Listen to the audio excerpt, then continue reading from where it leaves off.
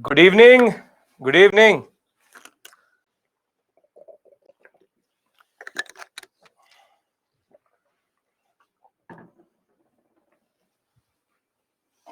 Good evening. Good evening. Good evening.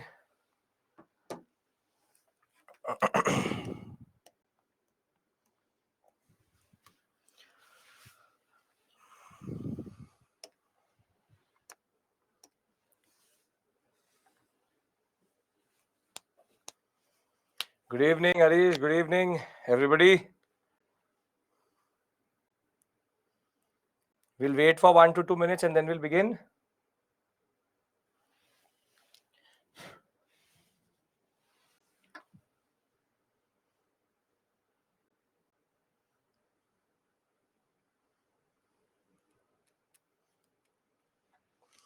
Kausar, no, not tomorrow, but next Saturday we'll have one session for post independence because we had the glitch on the first day, if you remember. We lost some time in that. So, in order to make that up, we'll meet next Saturday, not this Saturday. I'll announce that next week. Don't worry about that. I know, Kausar, I know we lost some time that day, close to 45 to 50 minutes. And obviously, we have to make that up. We'll go as per the schedule for modern India, but we'll add one class for post independence on Saturday. Don't have to any, just need to know that that commission is linked to Jallianwala Bagh. As it is, our last class is going to be next Monday. Next Monday. So we have what 4 modules left of modern India, and thereafter 3 of post independence.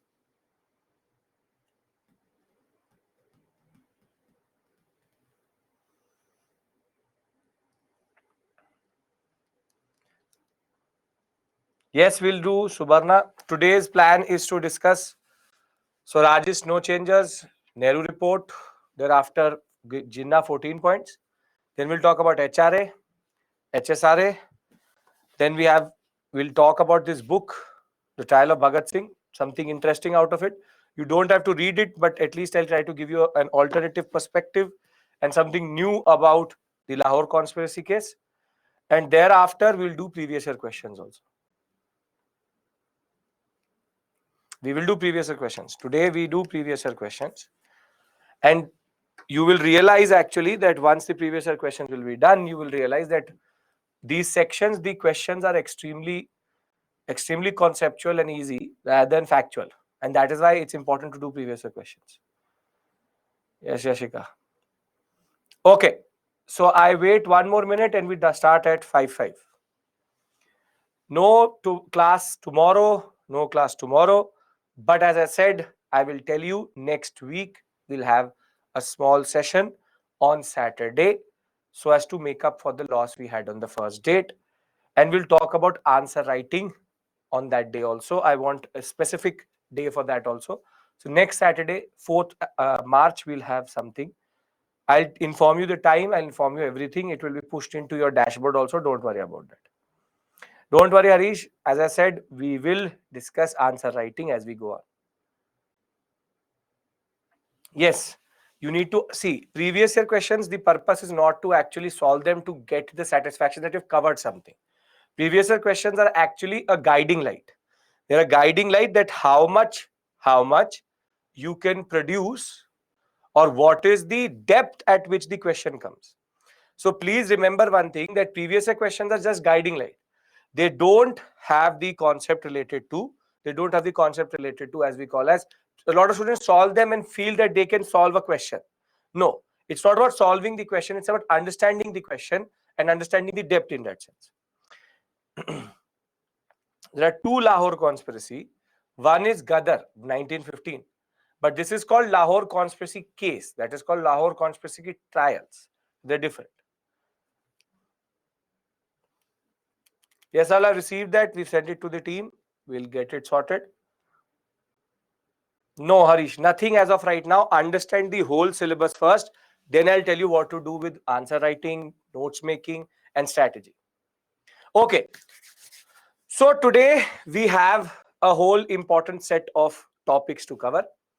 So first we have to cover the Alipur conspiracy case, already covered in that sense, the Maniktola case.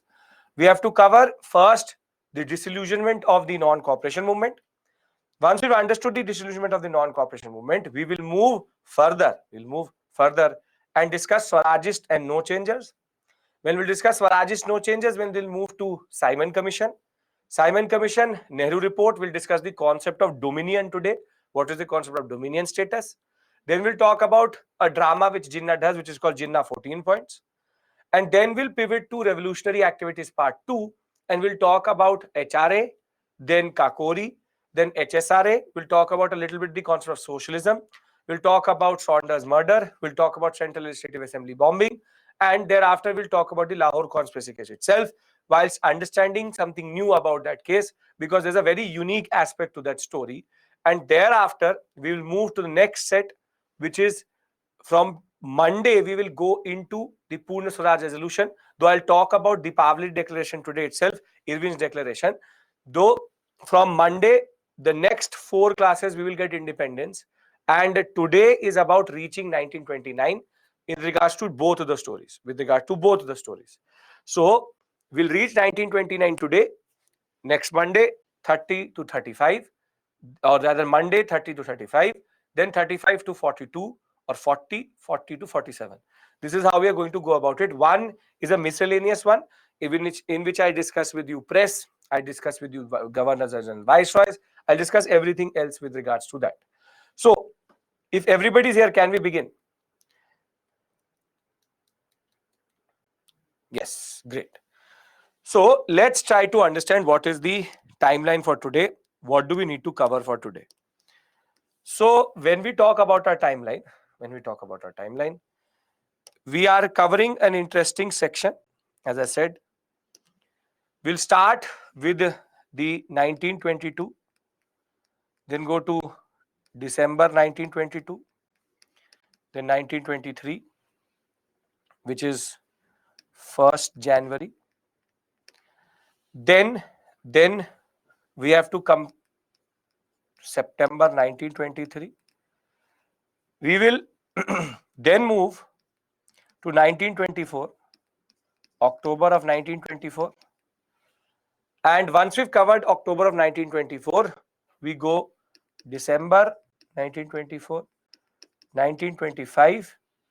But our timeline will jump from 1925 to 1927, 1928, and within 1928 and 1929, we have to cover the revolutionary activities.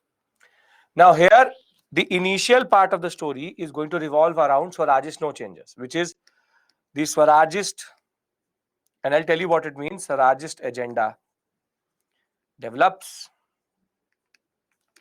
This is called the Gaya session, which is Swarajist agenda defeated. Thereafter, this is the formation of the Swarajya Party,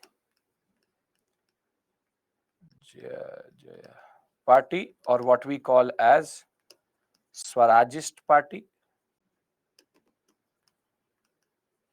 Then September of 1923 comes the compromise between Swarajist and no changers. 1924 is an interesting and important year because it is the year of the formation of HRA, which is Hindustan Republican. Both words are used, army and association, both are used. This is Ram Prasad Bismil organization with Chandrasekhar Azad, Sachin Sanyal, Ram Prasad Bismil. Then October of 1924, we will have an important declaration in which basically Gandhi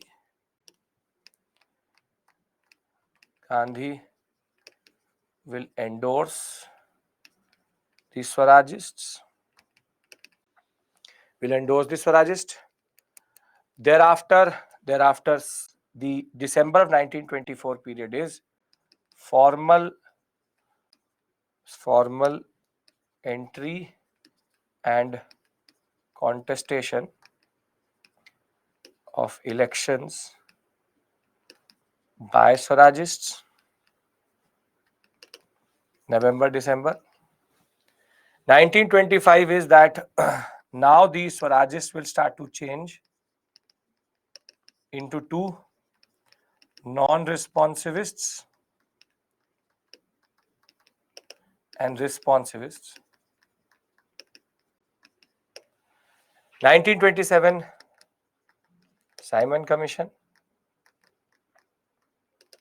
1928, you have two things which happen together: Nehru Report, and we have Saunders murder, or the Saunders assassination as it is called. 1929 is 14 points Jinnah, and also Central Legislative bombing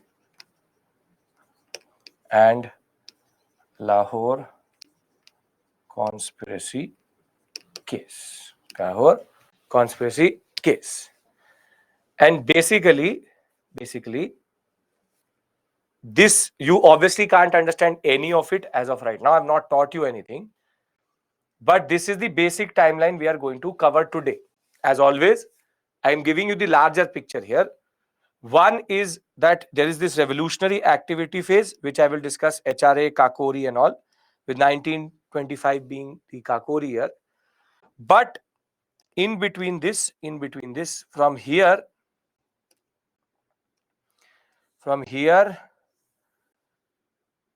till October of 1924, Gandhi will also be in jail.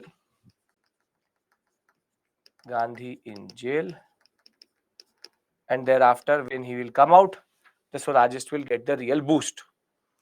So this is the basic timeline we cover. When I'll reach a certain point, I will give you the master timeline till this point, because we have to condense it also. Because you can't go obviously month by month in a year.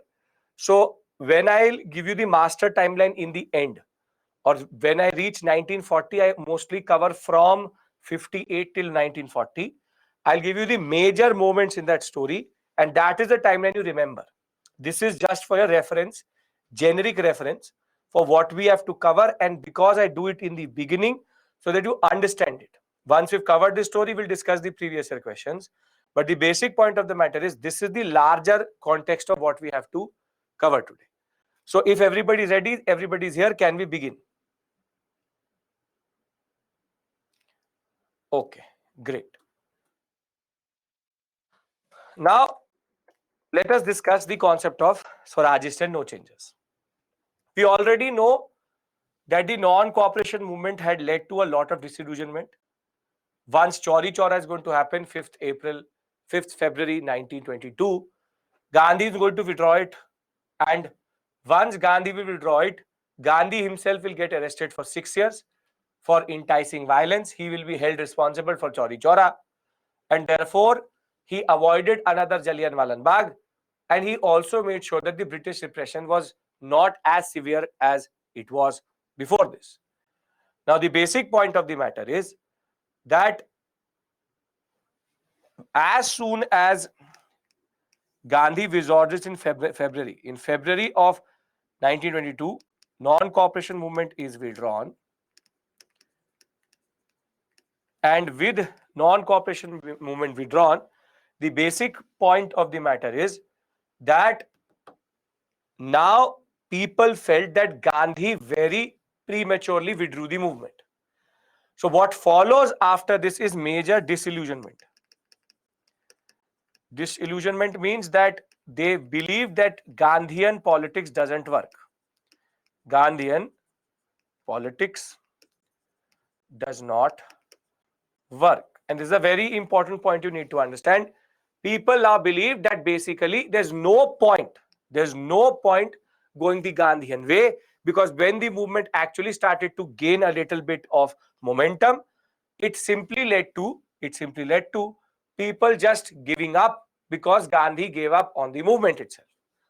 So there's a lot of disillusionment within the INC, the Home Rule League, people who are actually the followers of the Home Rule League movement, who got connected with the NCM or previously with Rowlatt.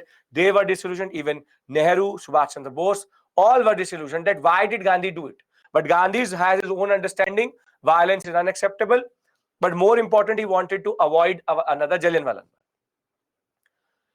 Now, this will create the question that where does Indian nationalism go from here? Where does Indian nationalism go from here? Gandhi is now in jail and he is not there to guide the INC. So the INC will get divided into two parts. And therein lies the genesis of what we call as Swarajist and no changes.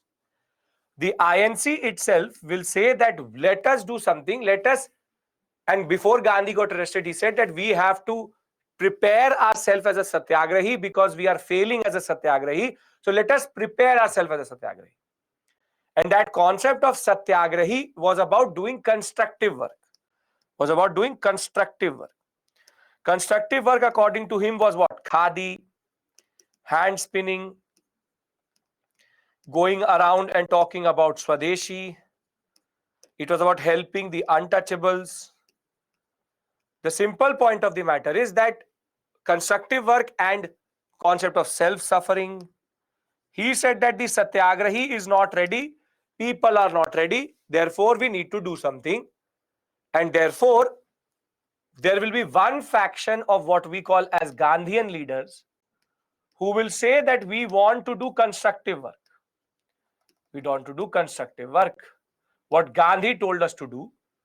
On the other hand, there will be a whole set of personalities, specifically C.R. Das and Motilal Nehru, who will say that this constructive work is only going to give the British more space to do what they're doing.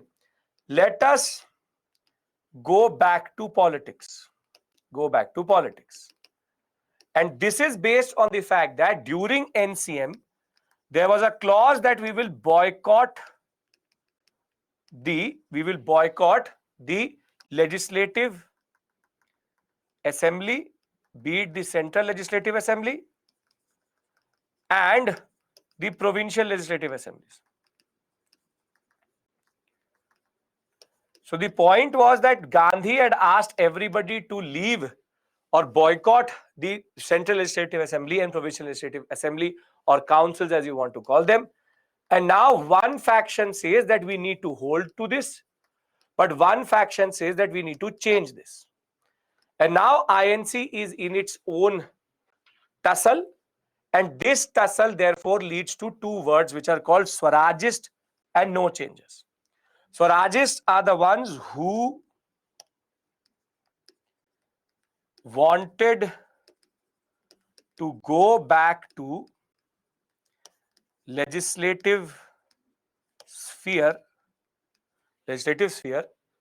and also wanted to remove the boycott and contest elections.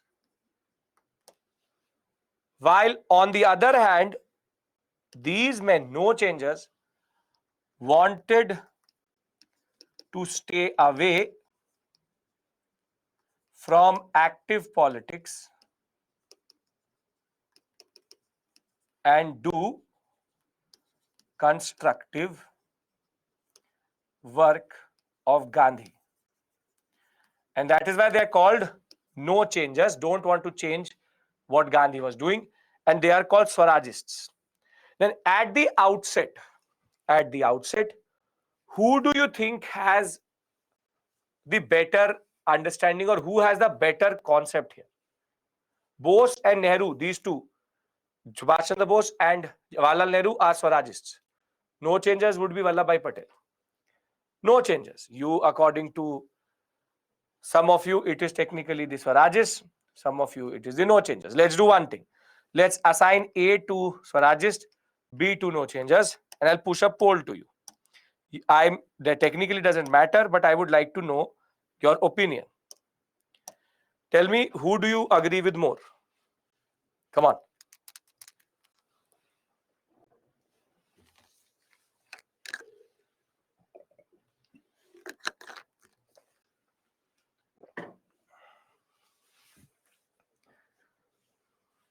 So it's exactly cut in the middle. 53% believe that Swarajists were right, and 47% believe that it is the no changes. Well, both have their own logic, but in the long run, Swarajists were making more sense. And what I want you to understand is, that I'll give you the names here only so that you don't have to worry. Just remember that there are two people associated here, two very important people, C.R. Das and Motilal Nehru. Just remember their names, two very important personalities here. Here you will have Rajendra Prasad and Sardar Vallabhbhai Patel. So two very important personalities in both.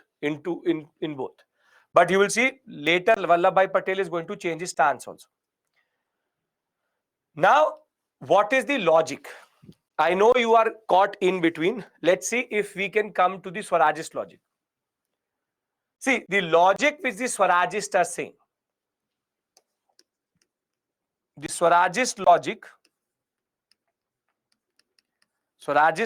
is very simple. There's the Central Legislative Assembly, there's a Provincial Legislative Assembly, there's this whole structure which is there. And if we are not contesting elections, somebody is. So if the INC is not fighting, someone else is for sure. Someone else is for sure. And these people who are actually fighting are proper loyalists, people who believe in the British. So Swarajists argue that we are not abandoning constructive work. You do constructive work as you want to.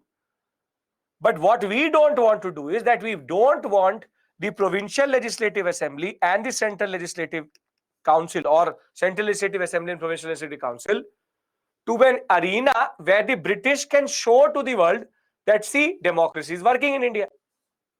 Why are we allowing this arena, this front to be open where the British can just stuff in their own loyalists? Because then the British can show to the world that, see, representative democracy was given in India and everything's working fine. No protest, nothing. People are enjoying how democracy works. So the Swarajist logic was that, why are we allowing the British to stay still at this front, and why are we not opening this front for political activity, where now we can at least go and target the British? And their basic concept was obstruction. They said, we will obstruct everything which the British will do. We have 25% of the budget. We will not allow that 25% to pass. We will fill every position possible within the whole hierarchy, within the whole structure, where an Indian can be with an INC member who will obstruct the work of the British. So they said that because non-cooperation movement, mass movement has died down, we can at least go back to the legislative zone and start to make it a front for our struggle. That we struggle from within the legislative councils or the legislature. So C.R. Das and Motilal Nehru were very clear about this, that we are not going because we want a job. It's not about getting a job. It's about getting this front active, and it's about obstructing. It's about creating a mess. And because whatever we say in the Legislative Council and Assembly will be covered very well in the newspapers, that will in turn also create a public opinion when people will say, see, the INC is still at work. it is now obstructing, and the public opinion in England and across the world can see that these institutions were useless and were oppressive in themselves. So the Swarajist logic was very, very clear that basically we want to create an basic concept of obstruction within the councils. However, the no changers very simply said that power corrupts. And their argument was that if you will enter the legislative zone itself, you will become drunk with power, you will like this power, and maybe you will become a loyalist yourself. So Swarajists want to be the termite which eat the British government from within. And rather the no changers said that let it be the way it is. It is about creating a political front. Now you tell me who has a better understanding of politics here. Because no changers have their own understanding that yes, constructive work is important, but that will in turn also lead to corruption of the concept. However, the Swarajists are much more smarter, and they understand that basically the central legislative assemblies, these places have been filled up with loyalists. We can create a new front. We can still inspire the people from within the councils. And this is the basic logic of the Swarajist: obstruction. Obstruction, everything which they do, they have to obstruct. So Swarajist is enter the councils and don't let a bill pass. Don't let any of the subjects on which the legislative assembly can do under diarchy, let them not pass anything. Just halt and create a lot of problems for the British. It's about hurdles. You know that via diarchy, does the provincial legislative councils have real power or not? You tell me. Do they actually have real power or not? They technically don't have any real power. However, the Swarajists would say that let us still not allow the British to work within that structure. And the no changers, on the other hand, their basic logic is let us get ready for the next movement, which is CDM. Power will corrupt you. You will start to think like a Britisher. The British will suck you into the politics of their empire. Stay away from it. And that is your way of showing boycott. Basically, they say that you basically show your displeasure with boycott. But the Swarajists were saying something. The Swarajists were saying one thing. If you are boycotting, is it really allowing the British to not work? If the INC is going to boycott, will the seats go vacant? You tell me. Will the seats go vacant? No, they won't. Because someone else will fill it up, and the British used to technically nominate people or actually encourage people who were proper British loyalists. There will always be British loyalists in India, and they were going to fill it up with the loyalists. And basically, it was becoming a happy family.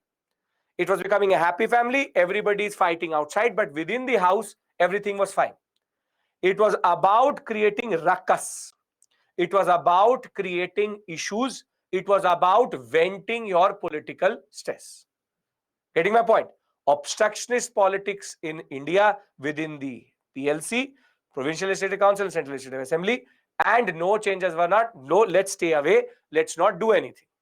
Let's not do anything. Let's boycott the councils. Let's keep the NCM program alive. Are we all getting the logic here? Okay. Now, the Swarajist agenda, and as I said, I will give you the larger picture first, then we'll go into the PPT. First, basic details, and then into the nitty-gritty. The Swarajist agenda was first picked up in the Gaya session. In the Gaya session in December of 1922, the Gaya session, the Swarajists will say that we plan to contest elections and this is our program.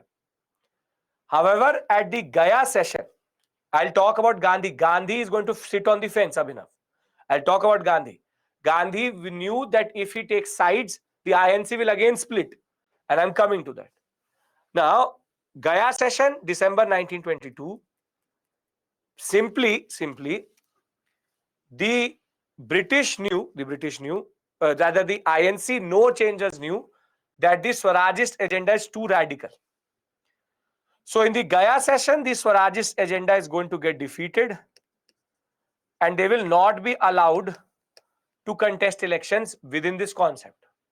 The Swarajists, therefore, in protest on 1st January 1923, C.R. Das and Motilal Nehru both will resign from the INC and find their own party called the Swarajist Party. But the larger name of this party was Swarajya Party. It was even called Khilafat Swarajya Party. Now, in the background, the Khilafat issue was going to go under the radar, because Khilafat, what is going to happen is Kamal Pasha is going to rise in Turkey and he will make Turkey into a secular state and abolish the Caliphate. So basically, the Khilafat issue will die down by 1924 and a secular Turkish state is going to come into existence. Therefore, something had to be done. Something had to be done. So Swarajists say we want to contest elections. No changers say no. Gaya session, Swarajist agenda is defeated. So on 1st January 1923, they form C.R. Das and Motilal Nehru are going to find what is called establish what is called the Swarajist Party. Swarajist Party. Now, see, everybody knows that the Swarajist Party can fight the election separately. As a separate entity, they can fight this election. Now, the point is that if they fight the election separately, the division has not happened. Only the agenda has got defeated. The agenda is got defeated by the no changers. The no changers. They wanted the no changers to basically adopt the policy. Adopt the policy. So, see, non-cooperation, no fighting election. Swarajists say we want to fight election. Gaya session, the Swarajists propose that we should fight elections. However, the Swarajist agenda will be defeated by the no changers. The no changers will say, no, we don't want to contest the elections. In protest of that, on 1st January 1923, Swarajists will form a separate, or what we call as C.R. Das and Motilal Nehru will find a separate party, the Swarajist Party, with the agenda of now fighting the elections irrespective of anything. Logic being, we will do obstructionist politics. We are not dumb that we will get corrupted. We will still try to be what we are, and we will now create a new front of battle, which is the Legislative Council and Assembly. Are we all clear till this point? That the logic I already told you, it will become a question as soon as the Gaya session comes. However, Gaya session, their agenda will be defeated. They now understand the INC will not support their concept. So they find a new party itself. Basic point is clear. Jawaharlal Nehru is not involved in this right now. He and Subhash Chandra Bose were secondary at this point of time. Jawaharlal Nehru will emerge as a very important personality in 29. I will tell you that once his father is going to disappoint him with regards to Dominion status and Nehru report. I will tell you that. But as of right now, do you understand the logic of the Swarajist no changes? Do you understand the Swarajist agenda getting defeated in Gaya session and the Swarajist party being formed? It is, Shalu, it is being formed as a separate entity within Congress as of right now. As of right now. We all on the same page, then we move forward. Okay. Now, the Swarajists know that they can split up with the Congress. They can split up with the Congress. And the Swarajists and no changers both meet Gandhi in the jail. Gandhi is in jail. And neither does Gandhi condemn what the Swarajists are doing. And neither does he endorse what the Swarajists are doing. And neither does he endorse what the no changes are doing.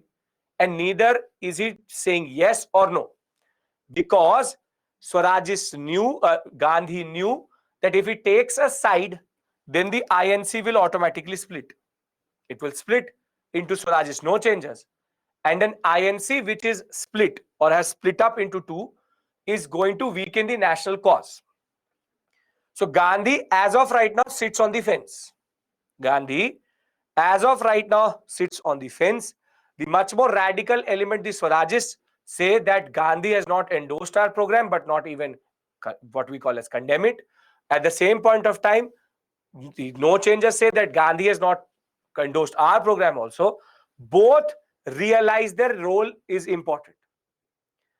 And that is why between January to September, there's a lot of dialogue which is happening between the Swarajists and no changers. And they realize that we can't do a Surat split here. We can't repeat the Surat split here. And therefore, in September of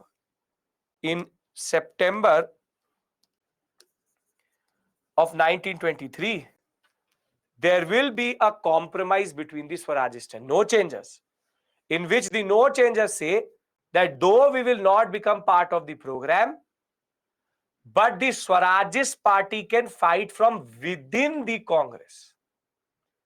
So I'm again repeating this story. Disillusionment because of the INC, because of the non-cooperation movement. Two major strands develop. Do something, not do something. Do something is the Swarajists.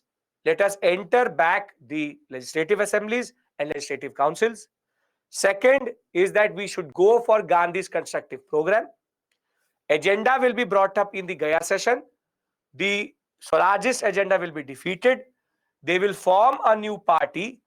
However, they are, as of right now, not coming out of the Congress, but there's a possibility for that. Gandhi is approached by both. Gandhi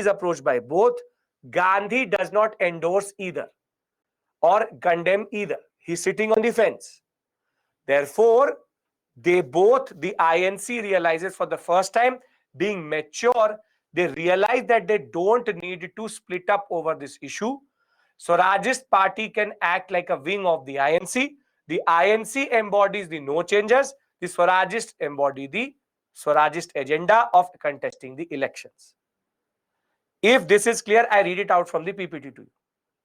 Gaya session is of the INC. INC has session every year. Gaya session. Are we all on the same page? Because then I go to the PPT. We'll just read this basic part and it will start to make sense to you. Okay, perfect. Now, see, in the aftermath of Chauri Chaura, most Congress leaders firmly believed and still were behind Gandhi. However, disillusionment will break away. But basically, why are we doing all this when Gandhi is going to take out or take away anything at any point of time? Motilal Nehru, C.R. Das formed the Swaraj Party, rejecting Gandhi's leadership in a way, in the larger context of things. And the Ali brothers also became very fierce critics of Gandhi, saying that Gandhi withdrew the movement at the wrong movement or at the wrong moment. In March of 1922, Gandhi will be arrested and sentenced to 6 years in jail. And the central theme of the whole concept is the Khilafat, and both the Punjab wrongs will dissipate. In 1922 itself, Mustafa Kemal Pasha is going to become the Sultan of Turkey, and Turkey will become a secular state. And therefore, by becoming a secular state with a proper European style of legal system, and in 1924, Khilafat or Caliphate is going to be abolished, with education nationalized and modern agriculture industries developed. With Turkey becoming a modern secular state, the Khilafat issue was gone. The Khilafat issue was gone because what they were trying to do, they will automatically change them. And The Punjab wrongs and the NCM has been withdrawn back. So there will be two parts to the same story. Two parts to the same story. One is called the Khilafat Swarajya Party, and the other are called the No Changers. Now you see their approach vis-a-vis each other. One section led by C.R. Das, Motilal Nehru, and Ajmal Khan wanted to end the boycott of legislative councils so that the nationalists could enter them and expose the basic weakness of these assemblies and use these councils as an arena of political struggle to arouse popular enthusiasm. They wanted, what is used in their words, end or mend these councils. If the government did not respond to the nationalist demands, they would obstruct the working of these councils, and they were called the Swarajists.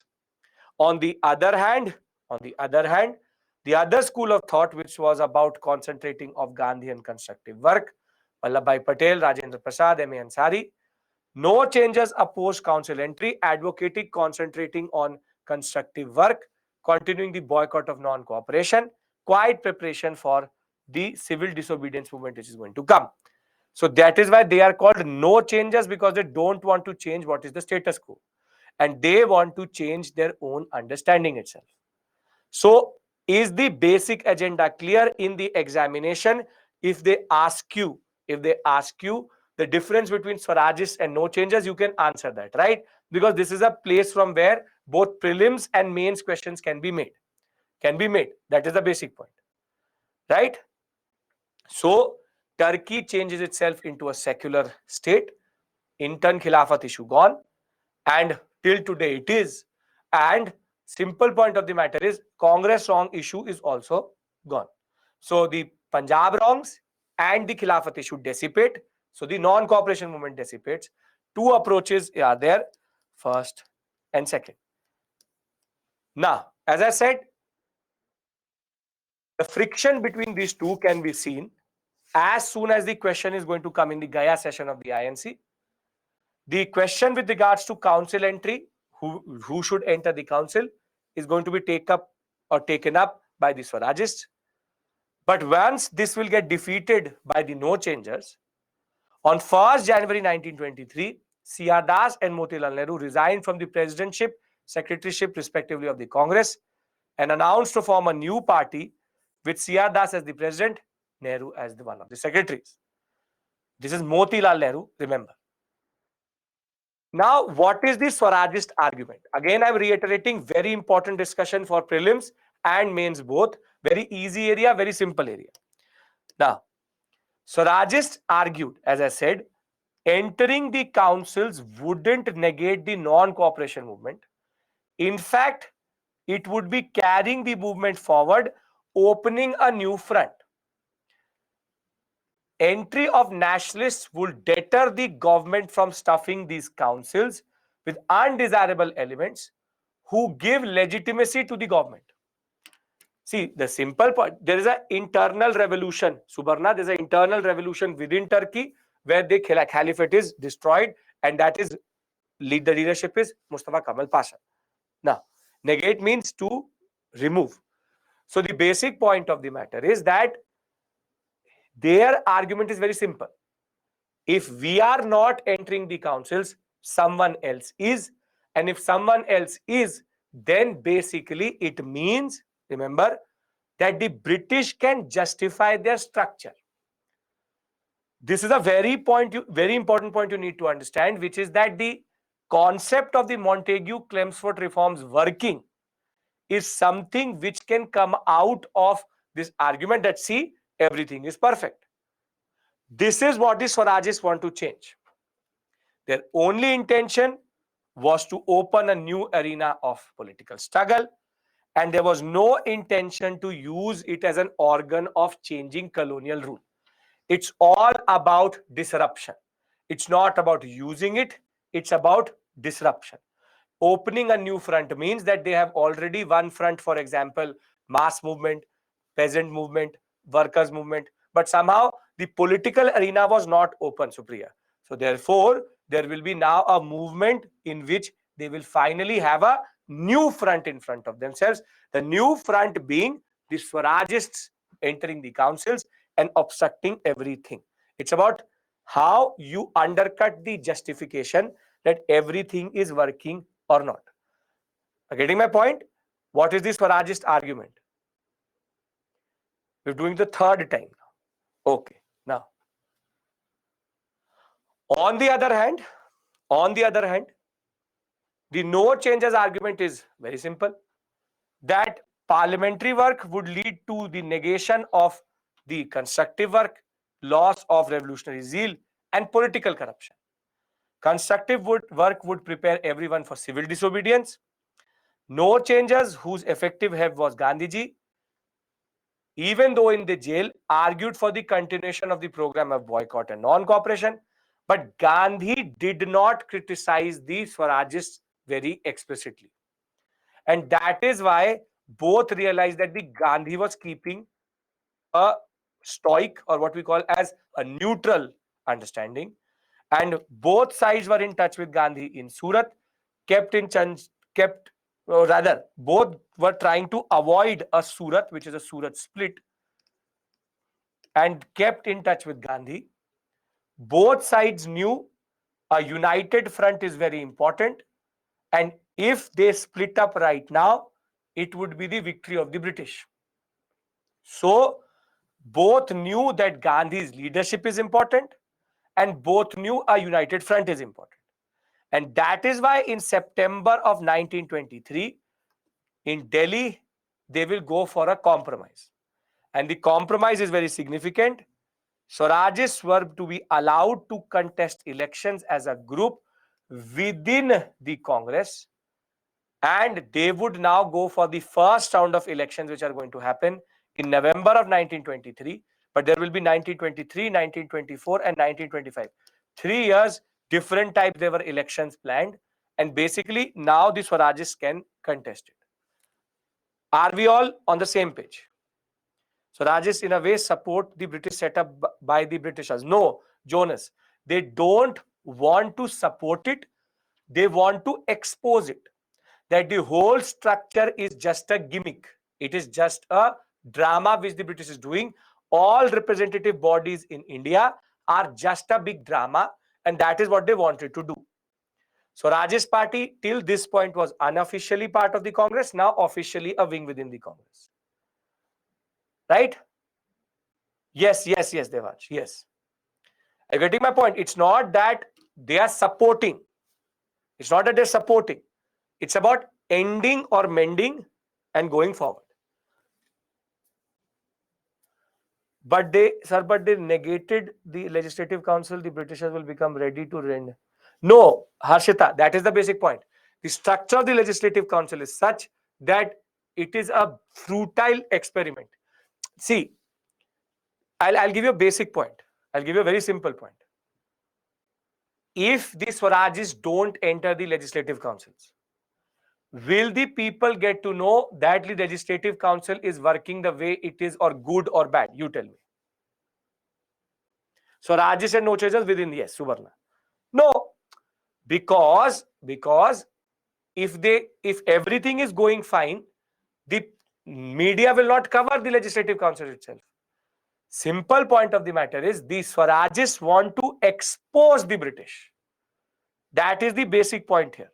It's about exposing the British, that you see that all this structure you've created, Montagu claims for reform, legislative jurisdiction, ordinance, bicameralism, executive council, reserved and transferred, all of this is just a drama. Basically, all institutions in India are useless and just a gimmick of democracy.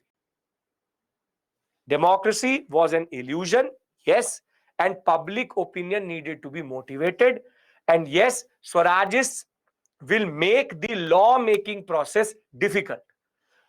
As of right now, if the Swarajists don't enter the councils will still work, the councils will still pass laws, and everybody will think, yes, representative government works in India. But it was about taking that argument out of the hand of the British. It is about taking the moral justification away, that the councils don't actually work. It's about exposing the British. Are we all now on the same page? And that is why Gandhi also knew that the Swarajists make sense. Gandhi knew that the Swarajists actually make sense because the constructive program only keeps the INC away from the political arena. That is the basic point. If you're a political party, you try to show to the people that the system doesn't work. And that is what the Swarajists are trying to point out. They were in touch with Gandhi because they know that Gandhi is that person. If he endorses the program, it will work. Now, can I go to the next step? Because Gandhi will very soon endorse this program also. All are on the same page. Nobody wants a split. Okay, now.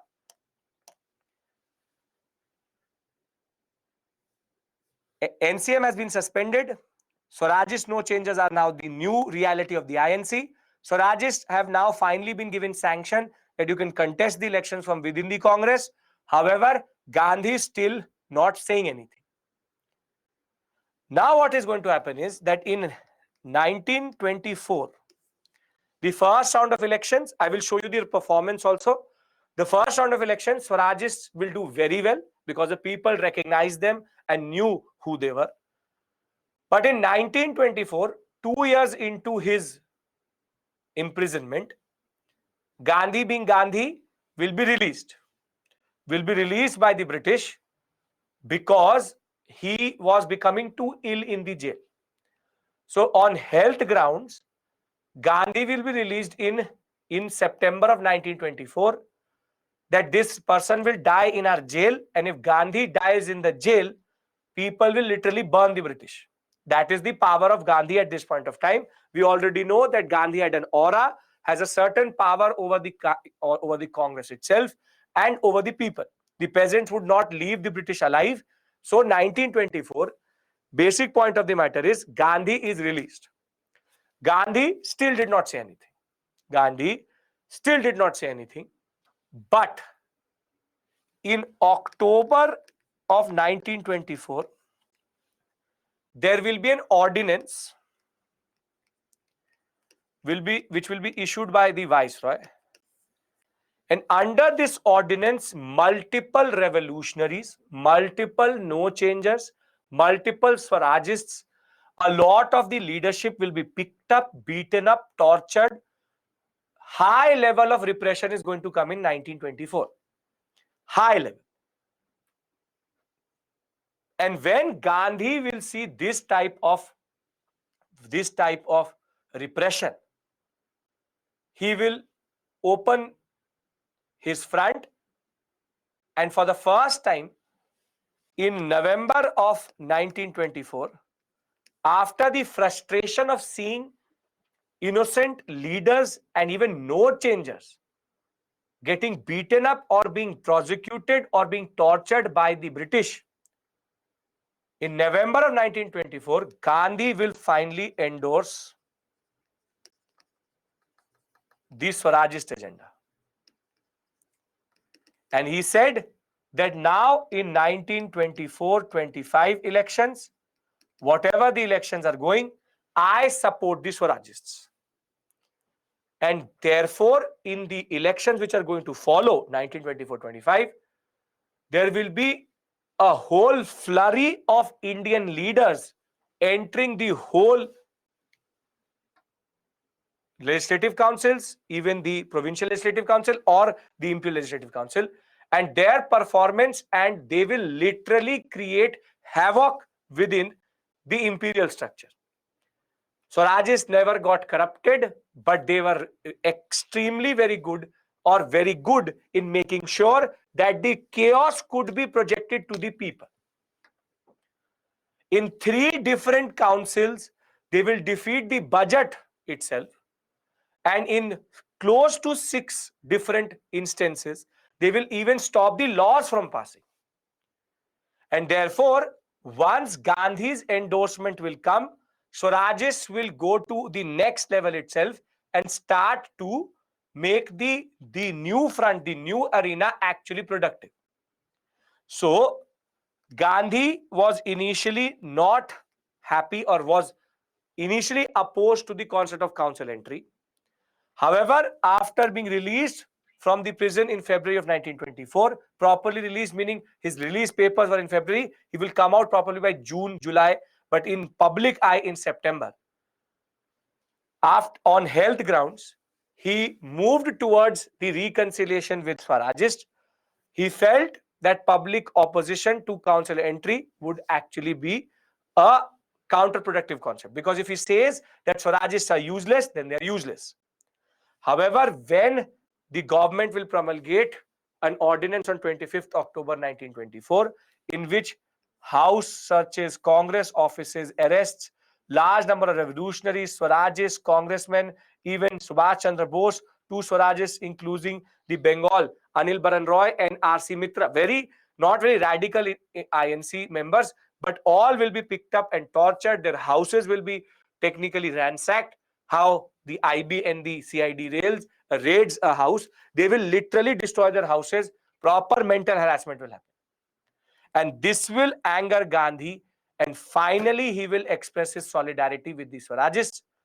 And he will say, in November of 1924, Gandhi brought the strife between Swarajists and no changes to the end by signing a joint statement with Das and Motilal Nehru that the Swarajist party is now fighting on behalf of the Congress as an integral part of this Congress.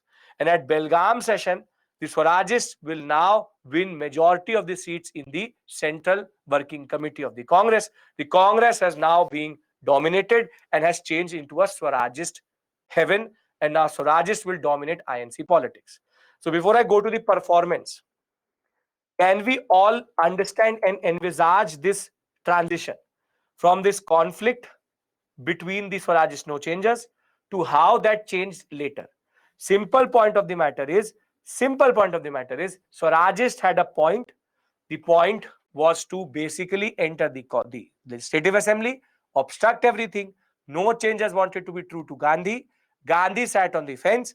But once the ordinance is going to lead to the harassment of INC members, Gandhi is going to get angry, and that will lead him to say, okay, go and wreak havoc. Now you have rather my basic sanction, and now the Congress will pivot from no changers to Swarajists. Is this clear?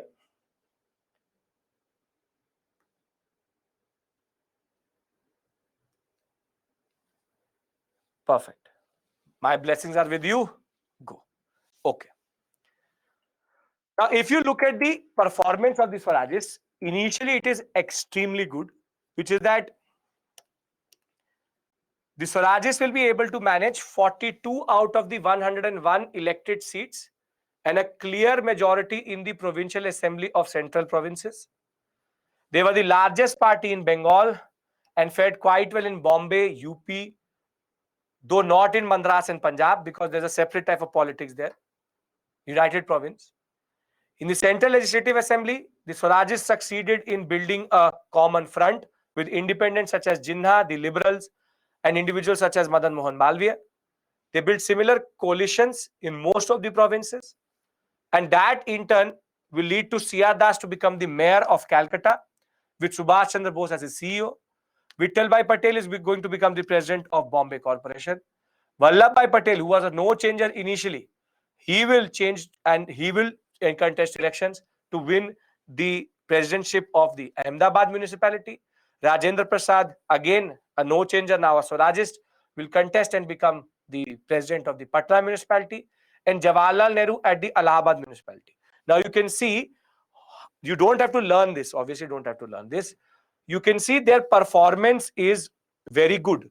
They all contest elections and they're able to become CEOs, even the mayor and the presidents of most of these councils, which means that the Swarajists have now been able to capture power within the council. Now what they will do is they will now wreak havoc. With coalition partners, they outvoted the government several times, even on matters of budgetary grants and adjournment motions. They agitated through powerful speeches on self-government, civil liberties, industrialization. Vittalbhai Patel will get elected as the Speaker of the Central Legislative Assembly, a very, very coveted position. They will even defeat the Public Safety Bill in 1928, which was aimed to deport people who had suspicious or undesirable character or foreigners, which I will tell you is related to what was happening with regards to Russia, which is socialists and communists. The basic point of the matter is, the Swarajists will be able to show that yes, this arena works. This arena works. Jawaharlal Nehru, a Swarajist. Now, simple point. Before I go to the achievements of no changers, I'll give you a question here. And if you can answer this question, you can then basically understand this concept itself. Can I give you the question? Because hereafter it's the failure, responsivist, non-responsivist, and then no changes. Are we all on the same page here? It's a very simple area, very simple concept. It's about what to do with Indian nationalism. So I'll give you a question here and you see what type of question can come. See, the question is very simple. The Swarajists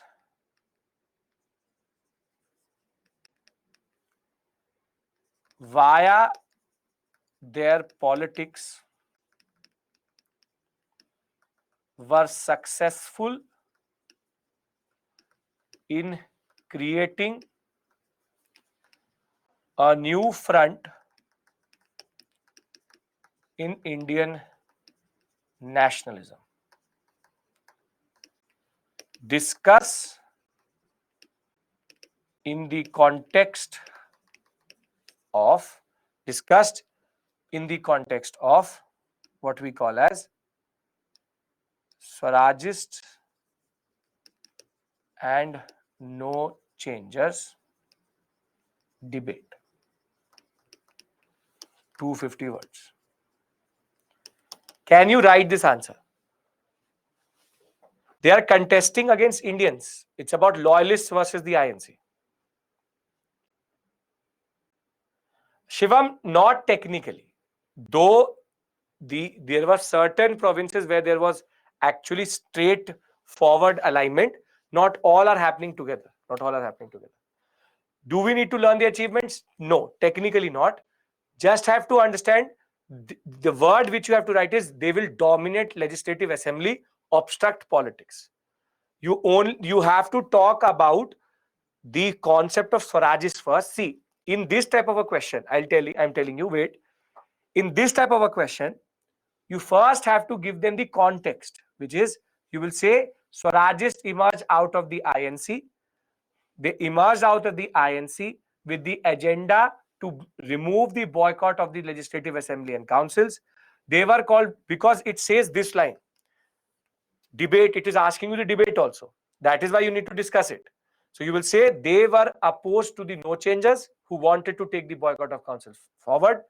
The basic agenda of this Swarajist was to obstruct the politics and to make sure that they can create a new front. Now that you've used the word new front, then only you can talk about that. Yes, once Gandhi's endorsement came in 1924, the Swarajists will perform very, very well. And you sprinkle the names which you know. You say Jawaharlal Nehru, Subhash Chandra Bose, Motilal Nehru, Rajendra Prasad, Vittalbhai Patel, Vallabhbhai Patel will become presidents of different presidency assemblies or municipalities. You don't have to go into the specificities. I will have a specific session, designated session with you on answer writing. Don't worry. That is why I'm planning for next Saturday. But the basic point of the matter is, do you understand the question? Because understanding the question is the first part of writing an answer. Because here you have to understand that they are talking about a new front. You can't just talk about their achievements, because the question says discuss. I will have a session, I'll have a discussion with you with regards to what is discussed, critically analyze. Though I've already told you this, I will have a designated half an hour, 45 minute discussion with you.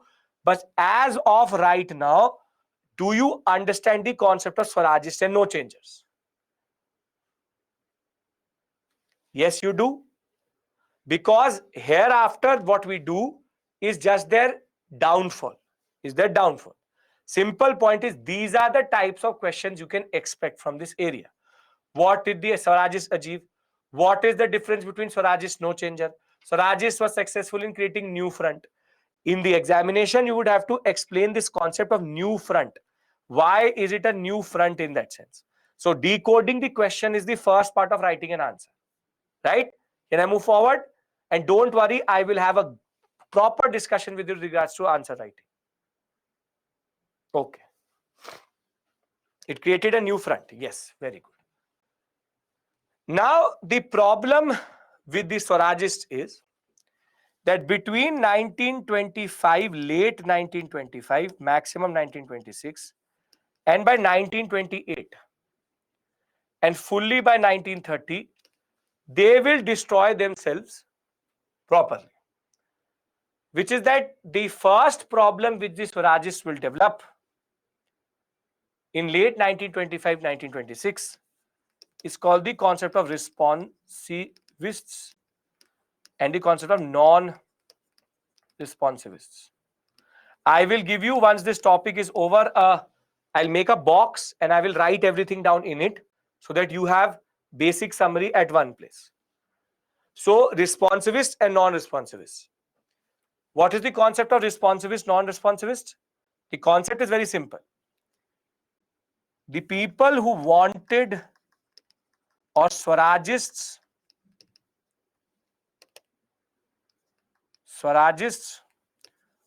who wanted to take up communal or religious matters in the councils are called the responsivists, while the non-responsivists are who only wanted to obstruct and not be communally conscious or endorse religion-based laws. Now you see how, in a way, the no changers were also right, because the Swarajists will get divided into two. Some will start to push communal matters. For example, laws which were either favoring a certain religion, and some would not want that to happen. As it is, by 1925, late 1925, C.R. Das is going to die, and the agenda of the Swarajists is automatically going to get diluted. But they will start to destroy themselves from within, because they will now start to get divided on issues and matters they need to obstruct. So it was about what to obstruct and what to endorse. And over this issue of obstruct and endorse, they will get this divided into responsivists and non-responsivists. This will first weaken their agenda. The second is going to be when in 1929, Jawaharlal Nehru, out of the frustration of the Nehru report, is going to go for the Purna Swaraj resolution, Lahore session, which I will discuss with you, but on Monday. The Swarajists will technically say that we don't want this concept of Purna Swaraj. I'll talk about the concept of dominion and how the INC has this conservative streak within it. And they will leave the Congress in 1930. And after leaving the Congress over the agenda of Purna Swaraj, the Swarajists will die down automatically. So the Swarajists will, though there be a party in the background, they will more or less become useless by 1926. Simple point of the matter is they had already done what they needed to do, which is to rejuvenate and give a lot of emphasis and fuel to the national movement between 1922 to 1925. However, by 1925-26, they will start to get divided within themselves. And by 1929, they will fully disagree with Jawaharlal Nehru and Subhash Chandra Bose, which is going to in turn lead to them leaving the party. And thereafter, their historical role ends there. So, very simply, the point is that C.R. Das will die in 1925, but the Swarajists were slowly but surely within the councils becoming more and more communally conscious with riots happening, and they will get divided into responsivists and non-responsivists. Responsivists such as Lala Lajpat Rai, Madan Mohan Malviya, Kelkar advocated cooperation with the government and holding the office responsible to protect Hindu interests. This is the effect of Muslim League. On the other hand, Motilal Nehru, a non-responsivist, would say that we don't want to protect or obstruct or endorse. We don't want to endorse anything. It's about protecting and endorsing and obstructing. And this is the problem, that basically they will now get divided. The British will be successful in creating a divide within the Swarajists over the issue of elections, over the issue of religion. And this is the problem. This is the problem, that they don't understand that they are technically weakening the resolve of the national movement, but still their understanding is very, very naive and very simplistic in that sense. Thereafter, as I said, the main leadership will more or less lose faith in the civil disobedience movement itself. By March of 1926, they were more or less very weakened, and their performance in the election will also be very, very bad. They will only be able to win 40 seats at the center and will get defeated everywhere else. By 1930, the Swarajists will leave the Congress over Purna Swaraj and civil disobedience, and that in turn will lead to basically problems, or they will basically have exhausted their historical role in this story. Now again I'm trying to repeat this whole story, but this time I'm going to write it down with the no changes so that you can understand the concept. Is the basic point clear? Tell me one thing. Are you able to see their decline? Are you able to see their rise? And are you able to see their basic point? So Rajists have an important role to play in this whole story, and that is the basic point here. Simple point is, it's not that the no changers were also not doing anything. In the background, the no changers were also doing a lot of things, which is that they were building up ashrams, they were training young men and women of among the tribals, lower castes into charkha and khadi work. For example, we have the Vedchi ashram in the Bardoli Taluk, where Chinman Lal Mehta and these, you don't have to remember this name, do not remember. But Chinmanlal Mehta and Bhatt will develop an entire community based on spread of education, the concept of Ravi Shankar Maharaj talking about lower caste getting linked up with the larger concept of society. National schools will be developed. Significance of Hindu-Muslim unity will be talked about. Constructive work will happen, lead to Khadi Bandars, students, teachers, Gandhian ashrams will develop. So they are not also sitting idle. But as their larger context, they basically are backstory. Now let me do one thing before we go to Simon Commission. Let me do one thing. Let me make a box for you, and it will start to make sense. And this is what you actually need to remember. Can we consolidate? Simply, Swarajist no changes are filler between 1922 to 25, 26, 27 maximum. And simple point of the matter is, Swarajists obstruct the politics, no changes do Gandhian work, and thereafter both lose their basic concept by 1927. That's the basic point. Okay. I'll give you a summary here, don't worry, and it will automatically make sense. Okay. Both were necessary, that is the basic point. Now, Swarajists no changers. Swarajist, no changer. Okay.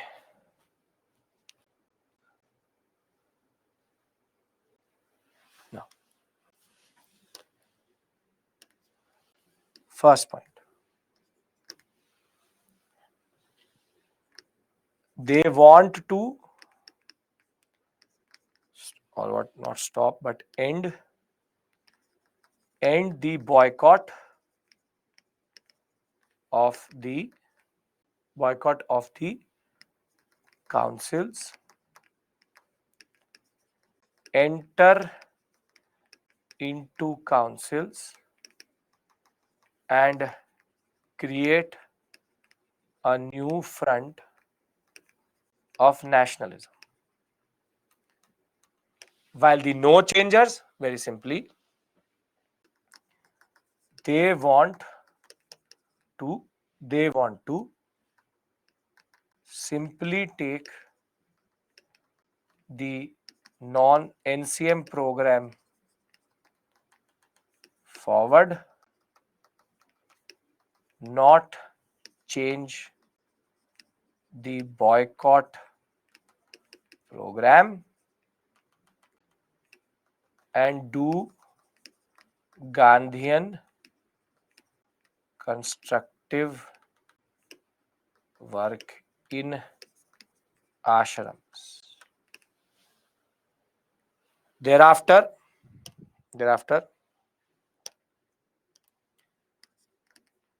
obstruct and create a mess within the councils to show that these councils are not democratic and expose the British.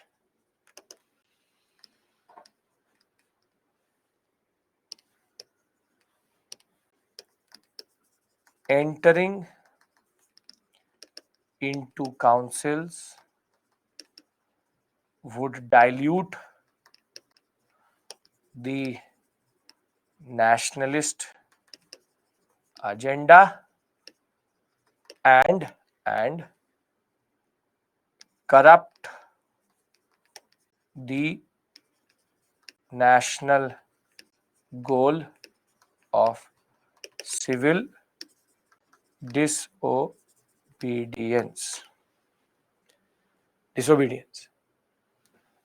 Then third,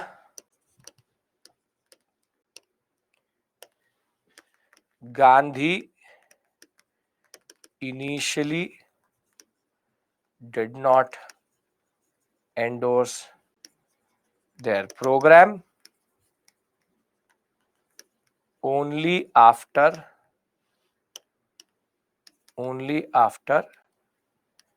October 1924 ordinance he endorsed. They work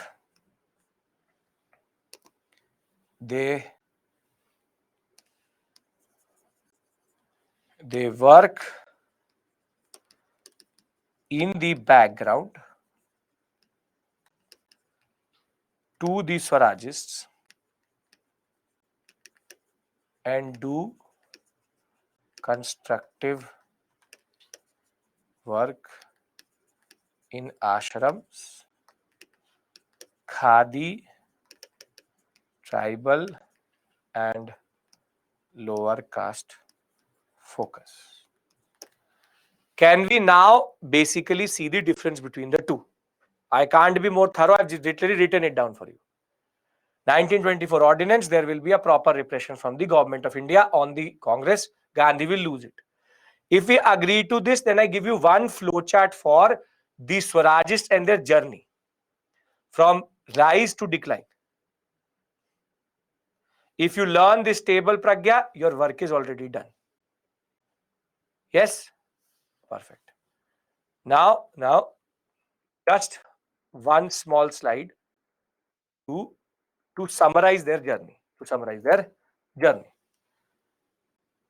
Swarajists,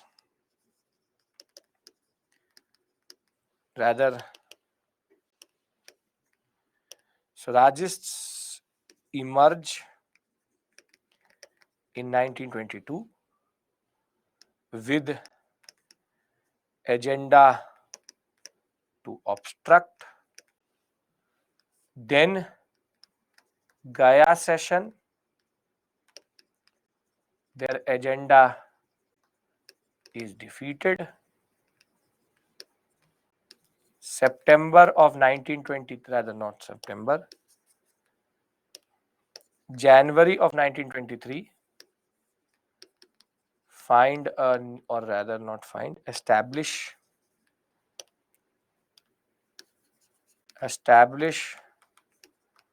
a new party called Swarajist Party or Swarajya Party.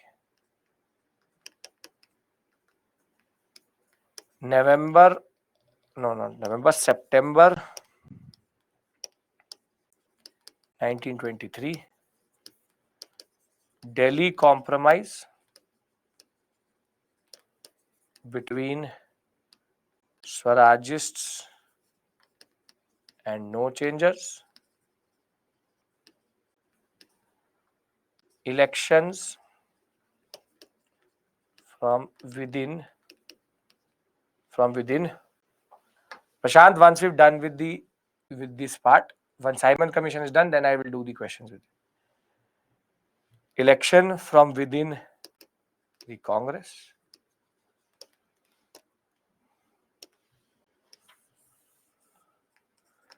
Gandhi did not endorse initially, but in November of 1924,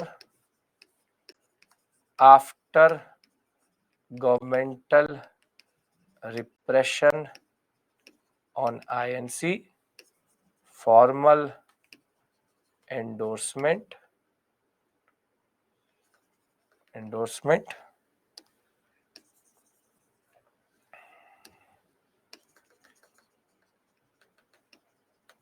thereafter, simple point, good performance in the councils, but 1925 C.R. Das will die and they will split up into two, responsivists and non-responsivists. They will start to get split on communal agenda and thereafter decline by 1930. Is this clear?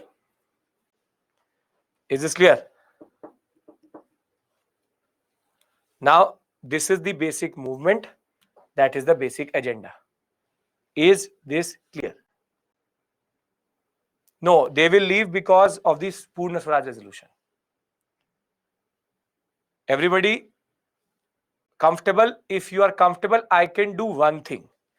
Because I think the questions don't include Simon Commission. I can do the previous year questions here if you want. Responsivist, non-responsivist, one want communal agenda, don't have communal agenda. Want to do yes, so let's do one thing, let's do the previous year questions. And once we've done with it, we'll take a break and we come back and go with Simon Commission and revolutionary politics. Acceptable to everybody? Okay, perfect. So now get a little bit up. You have to be a little bit now more attentive.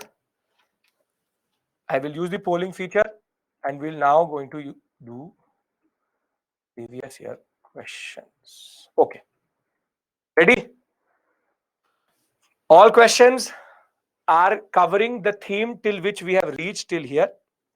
And we will simply understand the question, answer it, but also not get discouraged by it because you need revision. But I hope that you will be able to do it. Okay. 2022 question.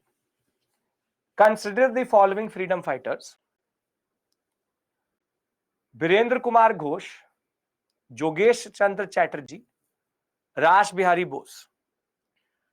Which of the above were actively associated with the Gadar Party? Though one name in this I had to discuss with you just next HRA. I know, but you don't technically need that name only.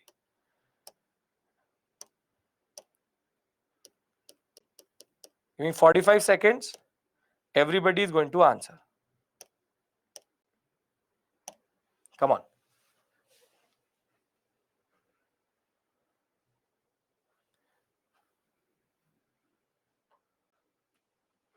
Nida, just refresh.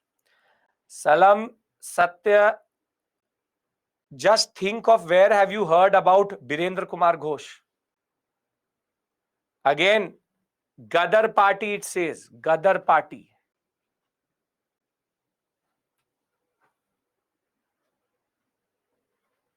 Labdi, Komagata Maro. Who was sitting in Japan?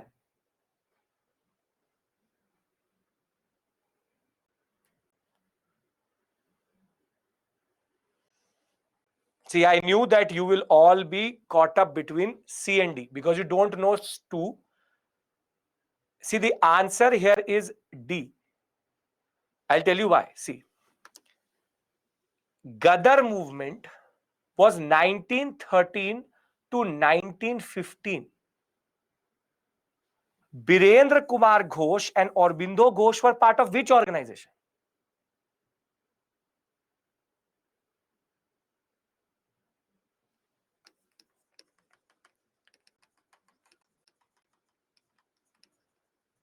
Since when did Anushilon and Yugantar become the same as the involvement of Bose in sending people from Japan? And I told you Ras Bihari Bose was sitting in Japan and he was sending a lot of people, Gadarites, to India and to Canada. So the point is automatically 1 and C, A and C should automatically get eliminated. See, it is not even that they've asked some obscure name from Anushilon or Yugantar. Birendra Kumar Ghosh and Aurobindo Ghosh. Did I write it in the slide? Yes, I did. And I told you these two brothers, the Ghosh brothers, are important. Jogesh Chandra Chatterjee, as we will see, is a member of the HRA, the Hindustan Republican Army. But the point is, 2 doesn't really matter because Ras Bihari Bose had to be there. If the option was 2 and 3 only, then it would be dangerous. But is there 2 and 3 only there in the options? No. So the 38% of you who are answering this question, I want to know the logic of putting 1 and 3. Because why are you bringing in Birendra Kumar Ghosh with Ras Bihari Ghosh? Because this is called overthinking. It's called overthinking. Because if you are knowing the name, see, obviously this is a difficult question because you've not gone through the PPT again, you've not revised. That is my presumption. But even with that, trust your information. Trust your information. This question is not difficult because Birendra Kumar Ghosh, Jogesh Chandra Chatterjee and Ras Bihari Bose all are basically standard names out of the revolutionary bodies. Anushilon, HRA, I will show it to you itself, and Ras Bihari Bose. But when I tell you this story, the purpose of giving one name one after the other is because UPSC will always concentrate on certain names. So is this question something which is out of the box or extraordinary? Nothing. Basic point is, Jamil, if this is the only class which you didn't attend, no issues. The basic point of the matter is what you need is revision. But what you also need is to trust your instinct, trust your data. If you know it, you overthink or you overthought, then there's a problem. Overthinking is a major issue. These are prelims questions 2022, latest question. There are 2 other questions from modern, but they are actually August Offer and Cripps mission. Simple point. Anushilon Yugantar, Birendra Kumar Ghosh, Aurobindo Ghosh. I even showed you their face. If you remember, the person with the spectacles, who was he? He was Birendra Kumar Ghosh. And Aurobindo Ghosh, I showed you his police charge sheet. So I even tried to create a certain visual memory in your mind. If you are overthinking, it's an issue. But if you need general revision, that's a separate issue altogether. Getting my point? Alipur conspiracy case, Birinder Kumar Ghosh and Ghosh. Question is not difficult, I hope. Everybody. Okay. Now, 2019. With reference to the Swadeshi movement, consider the following statements. It contributed to the revival of indigenous artisans and craft and industries. The National Council for Education was established as part of the Swadeshi movement. And these are real questions. I've not made them up. These are very standard questions which come in the examination. Come on. Which of the following statements are correct? Parth, I have not talked about Birendranath Chatterjee. I have not talked about Birendranath Chatterjee, but still, Rash Bihari Bose has to be the option. So you had to find an option with 3.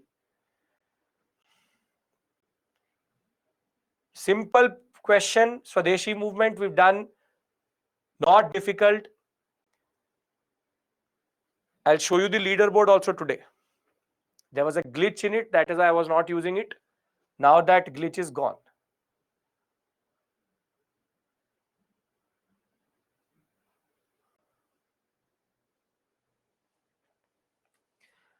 Perfect. Extremely proud. Really happy. 60% C, 13, 21, 5%.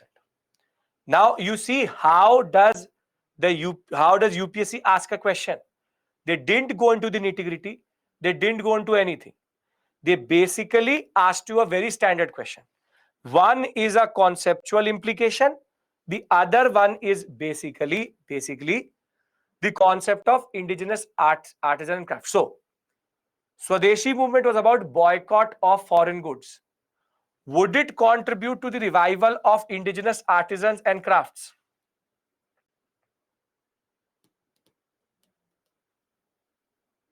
Yuvraj, once you've gone through the whole week, you can revise the PPT over Saturday, Sunday. Yes? Now, this is the basic point, that if you will boycott,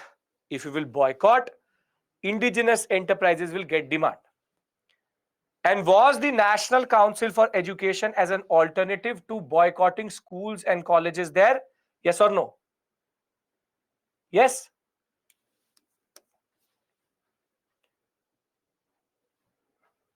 Simple point. Simple, easy. So, it is not difficult. It is not difficult. It's a very standard question. You will see Swadeshi movement, even more easier questions have come. Are we all able to grasp what type of questions are coming? Stop overthinking. It's not complicated. The purpose of all discussions which I have with you, when I say that don't get stick there or don't get caught up there, UPSC wants conceptual clarity more than factual clarity. Okay, now this everybody should get correct. The Swadeshi and boycott were adopted as methods of struggle for the first time during, this is a 2020-2016 question, it does not say 2016, agitation against partition of Bengal, Home Rule League, non-cooperation, Simon Commission of India. Come on, this everybody should get correct.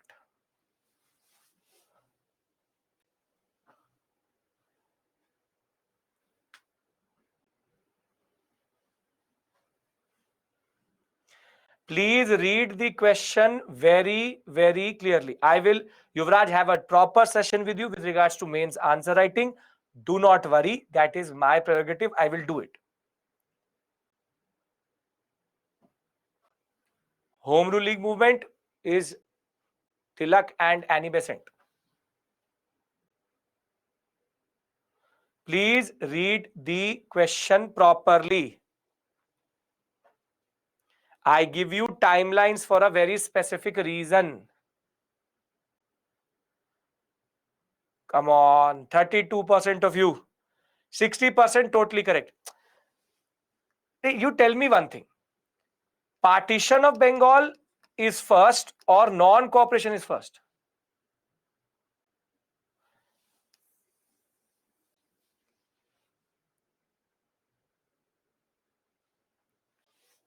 This is why I give you timelines. It says, for the first time, where was Swadeshi and boycott used? The movement is called Swadeshi movement. Now you tell me one thing. Is the non-cooperation movement called Swadeshi movement?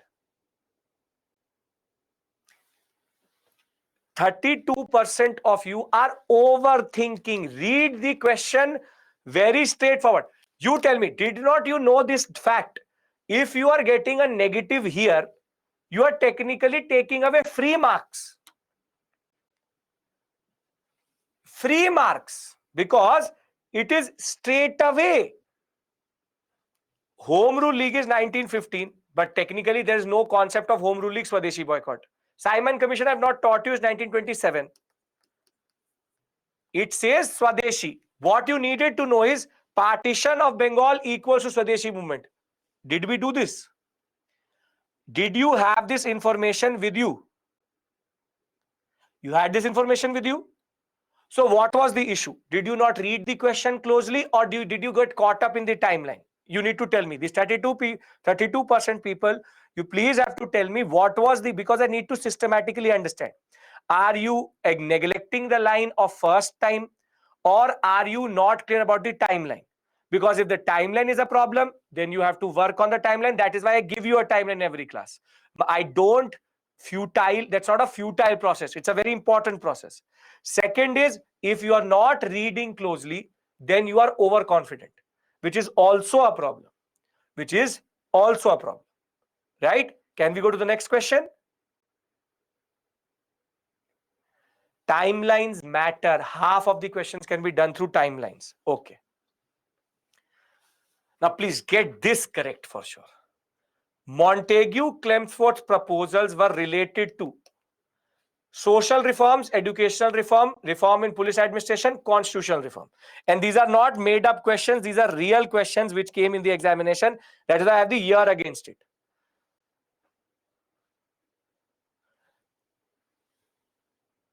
Perfect, Harish. If you've not revised, still you are able to get the questions. Perfect. That is the purpose of the lecture. That is why I repeat multiple times in the class, so that we revise within the class itself.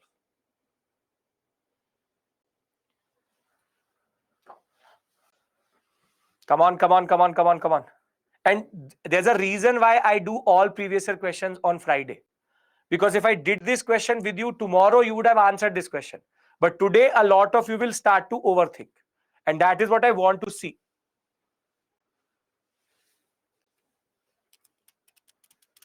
%76%. Pat your back.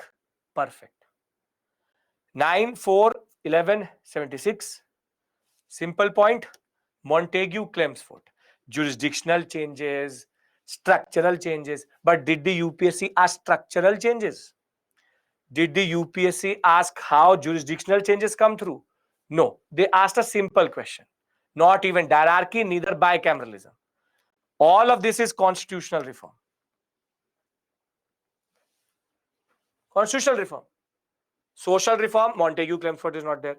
Educational reform, I already told you, Wohura. Reforms in police administration, there are only two only. Fraser, I will tell you, in Slington, Fraser, and that. So these are realistic questions, not coming out of anywhere. Can we move forward? Yashovarman, it will be then specified which Hunter Commission. Okay. Now, what was the main reason for the split in the Indian National Congress in 1907 at Surat? Introduction of communalism in Indian politics by Lord Minto. Extremist lack of faith in the capacity of the moderates to negotiate with the British government. Foundation of the Muslim League. Aurobindo Ghosh inability to get elected as the president of the Indian National Congress. Now, this is again, this area 2016, a lot of questions came. UPSC does this from time to time. They change the emphasis. In 2022, the emphasis was in between 1939 and 45. This year, the emphasis was in the initial period. Come on.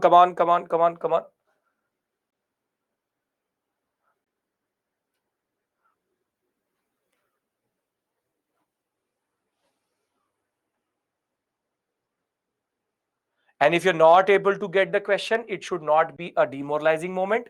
You need to understand it. You just need to revise. Just revise. Revise, and you will never ever feel any issue. If you are finding these questions easy, it's not easy if a student does not have proper clarity. Then these questions become hard. Wow. Treat to everybody. 80%. Progressively increasing. 5, 8, 5%. 80% of you are correct, which is everybody knows they threw a shoe because they did not have the faith in the capacity of the moderates. Communism will be introduced by Minto not in 1906-7 but 1909. And I tell you one thing, if for example you are not able to come to this answer, now I'll tell you a very simple point. Why do I give timelines? Because if you know the timeline, you can automatically see it. See, this is 1909, Morley-Minto reforms. This is 1906. And this is totally incorrect because Raj Bihari Ghosh was the president. So even if you don't know the answer, you can still use the timeline to come to the concept. Elimination. This is eliminated. This is eliminated. This is eliminated. Yes? Perfect. Now, this is how many are correct. Correct statement. And I'll show you the power of the timeline in this question also. Power of the timeline. The Rowlatt Act, with reference to the Rowlatt Satyagraha, the Rowlatt Act was based on the recommendation of the Sedition Committee. In Rowlatt Satyagraha, Gandhiji tried to use the Home Rule League. Demonstrations against the Simon Commission coincided with the Rowlatt Satyagraha. Come on. Very easy question again. Elimination method is also very important.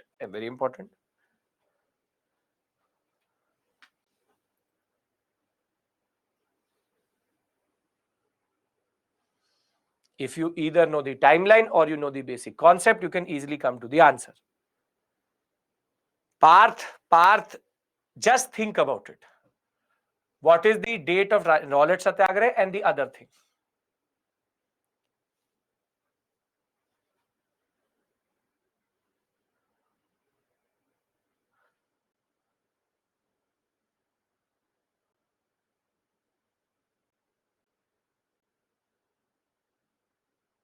I knew it. 45, 43, but see, this is totally incorrect. Simon Commission is 1927. This can't be there. The timeline, the beauty of the timeline, this is 1919. It is 1927. So 3 automatically gets incorrect. Now tell me one thing. Didn't I tell you that the Gandhi used the Home Rule League leaders and their basic constituency to actually take the Rowlatt Satyagraha forward? It's actually written in the PPT also. But I told you very categorically that Home Rule League was diluted by Gandhi because he took the cadre away from the Home Rule League. So you are correct that the first statement is correct. But the answer here is 1 and 2 only. So it is actually not 1 only, it is 1 and 2. Simple point. 1915, when Gandhi comes, Home Rule League movement is happening all across India. But Gandhi literally diluted the Home Rule League movement by using its own members. If you want, I can show it to you in the PPT also. It is directly written that Gandhi will mobilize Home Rule League movement leaders and constituency to go forward. Overthinking or you don't know it, you need revision. For this, you need revision. Now, if all of this is correct, can I show you the leaderboard? I technically don't need to prove, but would you like to see the leaderboard? There was an issue in my class previously. Now I've got it resolved. Okay, Gandhi, that was a very good point. Use anybody and everybody. Okay, you want to see the leaderboard. Show leaderboard. Okay. So out of the questions we've done, Anand Shankar 70, Arshia Khan 70, Shine Discon 70, Basavaraj 70, Logesh and Gulam thereafter. Very good, very good, very good. See, perfect. You can see your rank, I guess. You can see your rank. It would come in front of you. Very good, Kausar, Vandana, Bhumika, Gulam, Laya, Nidhi, Labdi, Deepika, Jeevan, Shaimil, Abhinav, Prashant, Shivani, Joshua. Clear, everyone? As I said, again, doesn't really matter. Got one question wrong, two question wrong. You don't have to get demotivated. I want everybody's name up there. But as of right now, do we understand the process? Do you understand the power of the timeline? Do you get it why I'm trying to push certain things? If you got even one question correct, it is extremely important that you understand that you've not revised. Even if you've not revised, simple point is, if you got 60, 70, 0, I don't care. What I care about is that you engaged with me here and you gave the answers and tried to give the answers itself. These are the questions which have come previously from all the discussion we had this week. And that is the irony of the story, that we only get this set of questions. Can we take a break now on this high note of you realizing what is important and at least trusting the process? You have to trust the process. That is the basic point. Done? Okay. So it is what? 6:48. We come back at 7. Because you all got very good marks, 2 minutes extra. Done? Done. When we come back, we go back to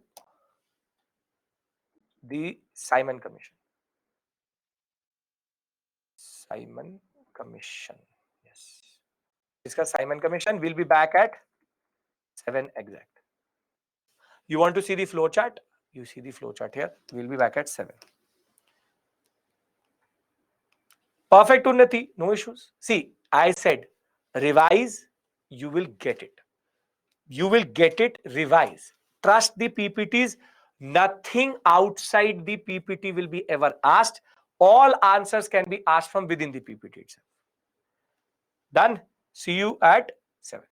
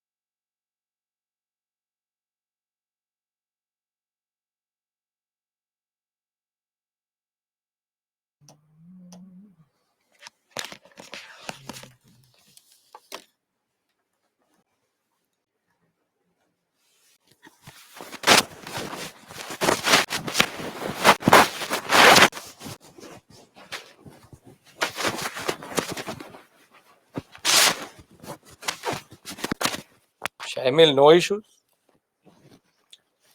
In my book, you are in the top. No issues. Welcome back. Welcome back. Welcome back. Welcome back. Achha, I didn't take into account that I did not have taken that also. True. Okay. And we begin again. I hope you all are comfortable now, are understanding what we are doing, and you understand the purpose. Okay.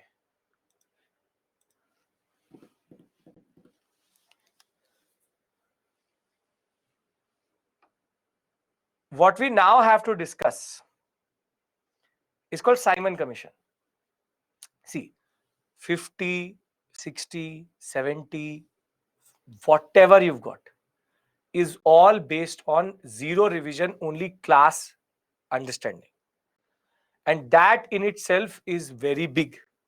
So don't compare, because the worst thing you can do in UPSC is compare. But the basic point of the matter is apt to just keep it simple. You need to always learn from the previous year question what to do with a certain topic. A lot of you ask me, sir, how do you know that this is not going to come? I can see it after 13, 15 years of the questions itself and teaching for now close to 8 years. Basic point of the matter is the pattern remains the same. That is the basic point. Okay. Now, we have to now discuss Simon Commission. And then we'll have a very interesting discussion with regards to HRA, HSRA, and Bhagat Singh. As I said, I did get the book for you today. So we'll talk about 2-3 very interesting aspects about the trial itself. So yes, Simon Commission. Now, if you remember, can we begin, everyone? All on board, all together. You've joined back, you're comfortable, because now we go straight 1.5 hours. Okay.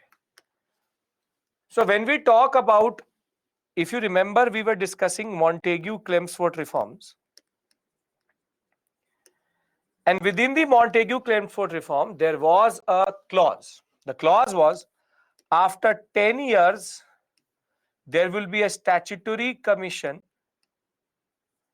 which will be sent to check the working of the Montagu-Chelmsford reforms.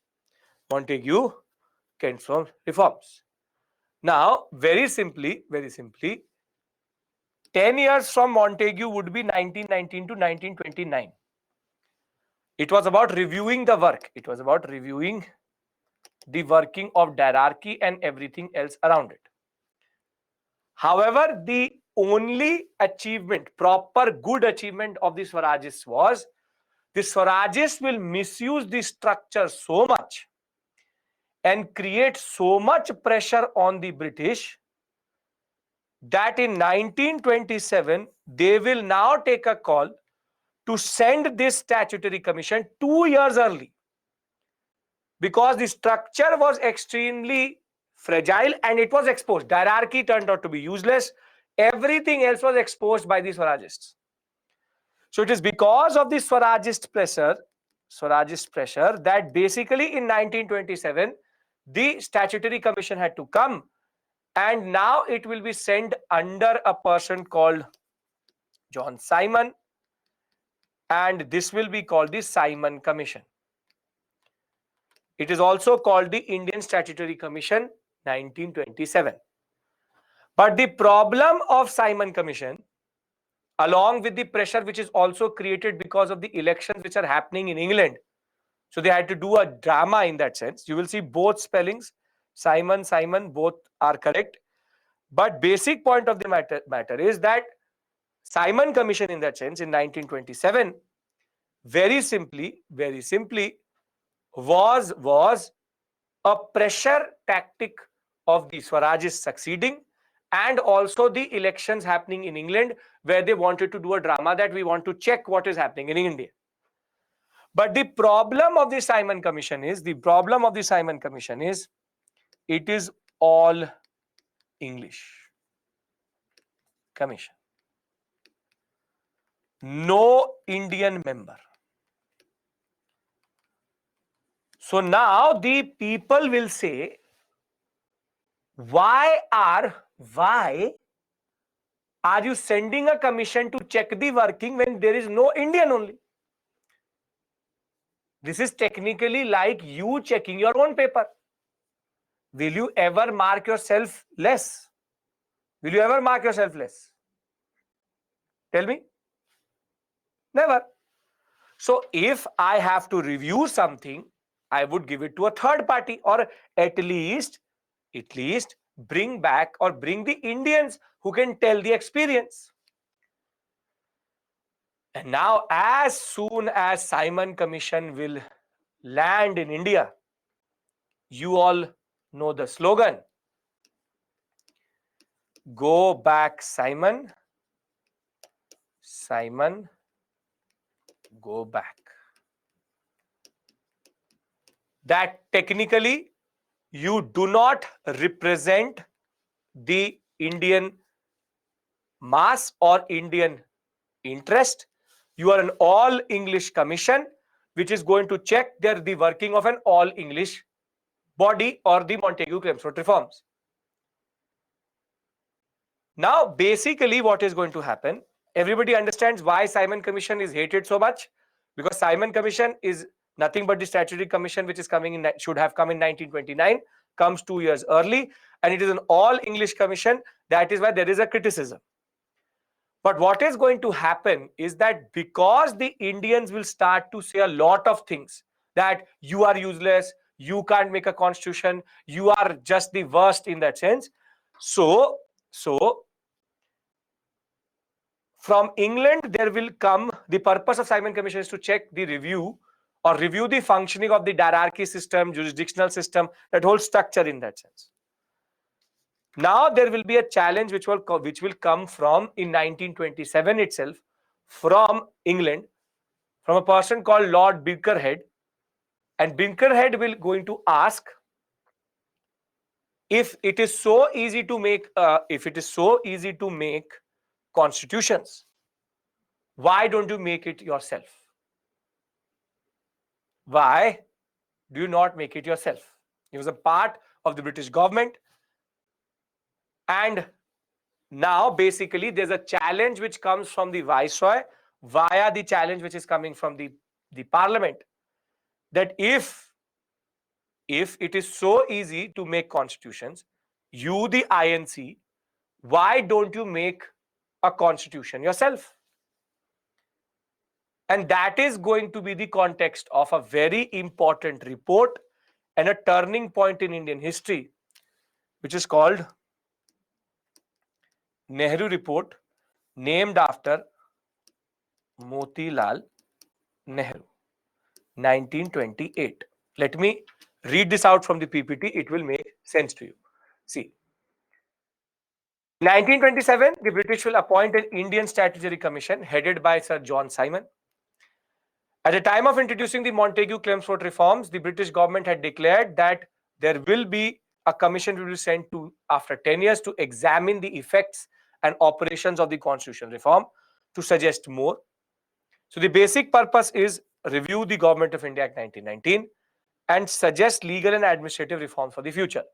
Basically, the Government of India Act 1935, Government of India Act 1935 is actually based on Simon Commission report plus the white papers which I will discuss with you, the round table conferences. In 1928, this commission will witnessed widespread protests because the mission did not include any Indian. All members were 7 MPs of the UK. The commission will publish its report later in May of 1930 and will even recommend the separate communal electorate concepts. But that time, the timing was not good enough. But what is more important to us is that it was going to say abolish diarchy and propose it at the center. But the Simon Commission recommendations, I will discuss it with you when we'll talk about Government of India Act 1935. Because out of it, it makes no context or makes no sense itself. As of right now, do you understand what is the Simon Commission? Will you be able to understand? A lot of times UPSC does not write Simon Commission but Indian Statutory Commission. So you will be able to see that, okay, these two are the same thing, 1927. And why it has been criticized? Because there is no Indian. We all can agree to this. Can we all agree to this? Yes. Yashovarman will talk about that, what Simon Commission is going to recommend. Don't worry about that. Now, the Secretary of State, Lord Binkerhead, is going to challenge the Indians to produce a constitution that would be acceptable to all. And this is the basic point. The Simon Commission is writing a report in the background, but the Indians will criticize too much. Too much. And they will say, you don't know how to make constitutions. So the challenge comes from the Secretary of State. Make your own constitution. Make your own constitution. And it is in this context that an all India party and leaders meeting is going to happen. And it will be proposed at the All India Parties Conference convened for the first time at Delhi. It will be headed by Motilal Nehru, who will now be appointed as the person to write this constitution. The subcommittee will submit its report as Nehru report. It will also have members. Please remember, you have to learn this because some of them names comes through. Tej Bahadur Sapru, Subhash Chandra Bose, who will later lead this or leave this commission because he did not agree with the recommendations. A.S. Eni, Mangal Singh, Ali Imam, Qureshi, G.R. Pradhan. And this will be then kept in front of the INC in 1928 session and adopted unanimously. But this is a very important moment. Before I go into the recommendations, I want to discuss it with you. Jinnah was not part of this. Do we understand Simon Commission and Nehru report? Because then I want to discuss a very important recommendation of this committee. Nehru report is the answer to the challenge from the British. And the first point is very simply, the Nehru report was the first time an all-party conference happened in 1928, but was unanimously accepted by the Congress, and that will lead to a lot of issues within the Congress itself. So I will discuss the recommendations with you, but I have to discuss the most important recommendation of the Nehru report, which is the concept of dominion status. Can I tell you what does dominion status actually mean? Motilal Nehru was the head of this committee, and that is why it's called Nehru report. It's not named after Jawaharlal Nehru, it's named after Motilal Nehru, father of Jawaharlal Nehru, and this is going to change everything. Remember, Simon Commission came in 1927. It had to come in 1929. It's called the Indian Statutory Commission. And thereafter, Indians start to criticize. So Lord Binkerhead is going to say, write your own constitution. We respond through this. We all are on the same page, same plane. Then I talk about dominion status, because this word is going to become very important very quickly. Okay. Now, the most important recommendation which came was that dominion status on the lines of self-governing dominions as the form of government desired by Indians. And this is what Jawaharlal Nehru and Subhash Chandra Bose will not like. But what do you mean by dominion status? Dominion status. Now, I'll give you a very simple example of this, and you will automatically understand it. Today, India is a sovereign country. It's a sovereign country. It has its own internal politics, internal affairs, and external affairs. We have the power to control our own internal politics and external politics. We have two executives, the president and the prime minister. De jure power in name is with the president. De facto power, real power is with the prime minister. So when and not if, but when, the day you will clear the examination and you will get selected to IS or any of the services, the letter of appointment will come to your house.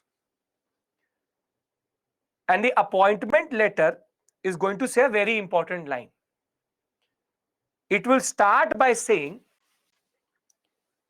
the President of India has the pleasure of appointing your name to the Indian Administrative Service. to the Indian Administrative Service. So the ultimate executive, the president appoints to you to the All India Services 312, Article 312. Basically, it will say the president has the pleasure, the head of the state. Now, if today we were not a sovereign country, but a dominion of the British, even though you have cleared the UPSC in India and you still have the Prime Minister, it would say the Queen of England has the pleasure of appointing you to the Indian Administrative Service. So basically, dominion status means, now King of England, the dominion status means that even though we have responsible government in India and we have our own executive and our own parliament and our own structure, the ultimate executive, the head of state, is not Indian but is the King or Queen of England. This is called dominion. We are internally free, but we are externally bound by the British head of state. Head of state.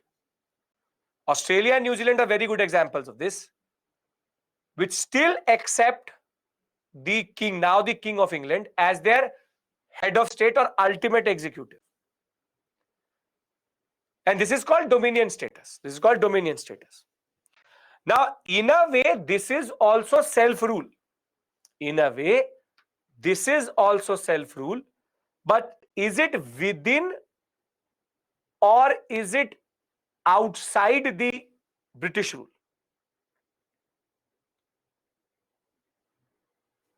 It is within. It is within. And this is the basic point,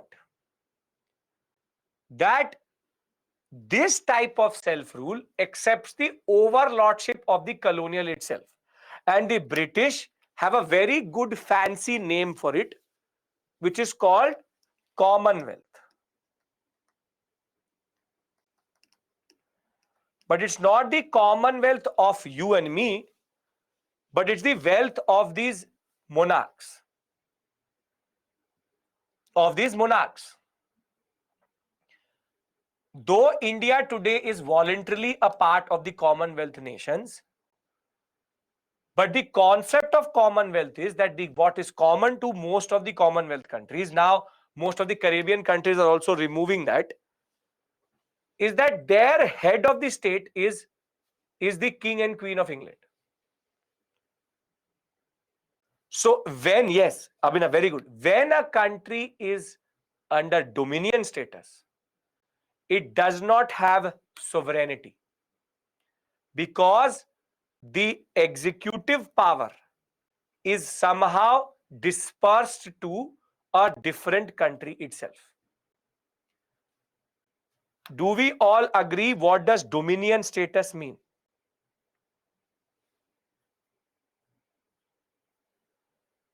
Yashika, that is all make-believe. What is Commonwealth? Word Commonwealth is nothing but used for British Empire. You called poison a cocktail, but it still remains a poison. The simple point of the matter, and the SME will just push the Commonwealth understanding to you in the comment section. But the Commonwealth today and British Empire were the same thing. Simple point of the matter, if you are under the British under dominion, we have voluntarily chose. We don't accept the King and Queen as the. But when the Queen died, did we keep our flag at half mast? Yes or no? Yes, we did. We actually honored her with 2 minutes silence because we are a Commonwealth country as a sign of respect. But in any other country, Commonwealth country, it was 7 days of mourning. The simple point, very simple point. Responsible government is with us, but ultimate executive is English. Can we all agree?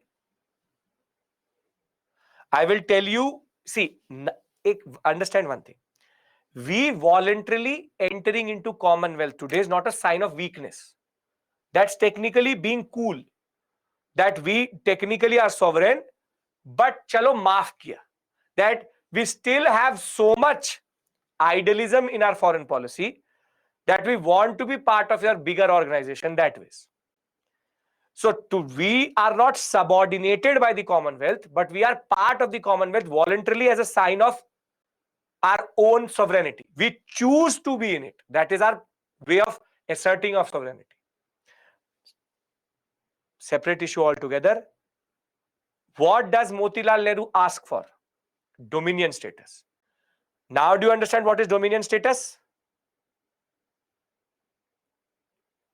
Yes? Now this word is going to become very important for you. Dominion status.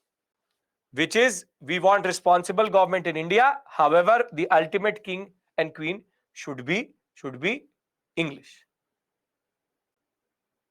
Yeah, we enter Commonwealth without affecting our sovereignty. It is rather a marker of our sovereignty that we entered it into. Yes, see, Praveen, today who signs all laws once they are passed by the Lok Sabha and Rajya Sabha? The President of India. If we would be a dominion status, who would sign it? The king or the queen. So now you automatically understand it. You get it.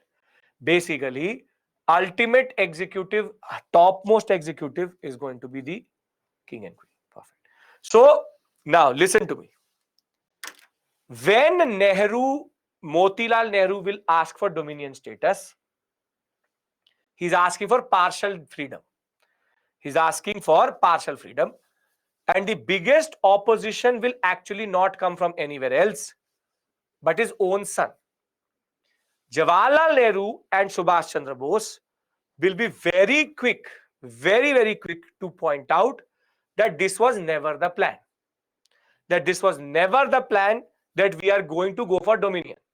But somehow the INC had such a conservative streak at this point of time. The old style leaders were not able to fathom something bigger and better. That is why dominion status is considered a dangerous precedence which Motilal Nehru had created. And that is why within 1 year of this is 1 year of this, Jawaharlal Nehru will very straightforward go to Gandhi and say this was never the plan. Gandhi will say that we will ask for the British for dominion status, and there will be a context for this dominion status also, which I will discuss with you on Monday, because Irwin will say something which is called the Pahlavi Declaration.